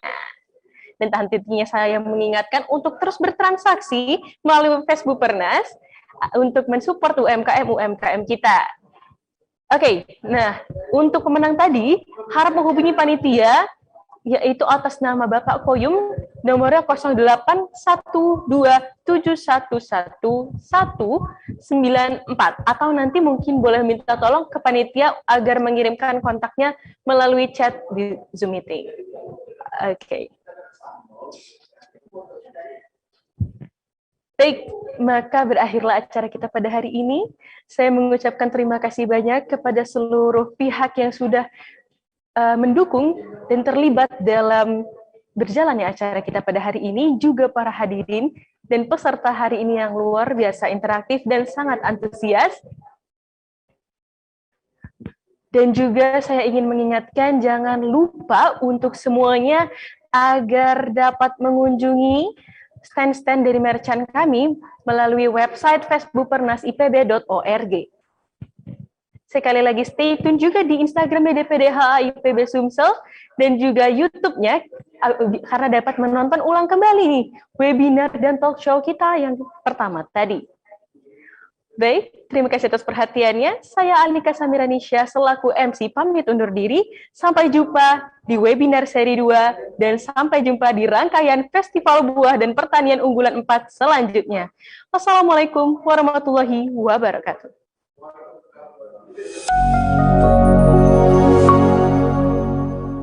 Waalaikumsalam warahmatullahi wabarakatuh. Assalamualaikum warahmatullahi wabarakatuh. Saya Antonius Prabowo Argo, Direktur Bisnis Bank Sumsel Bubble. Saya Tabroni, Ketua DPD HIPB Sumsel. Saya Muhammad Sudirman, sebagai Ketua Panitia. Saya Tulus, Sekretaris Umum DPD HIPB Sumatera Selatan. Segera ikuti Virtual Expo Festival Buah dan Pertanian Nasional keempat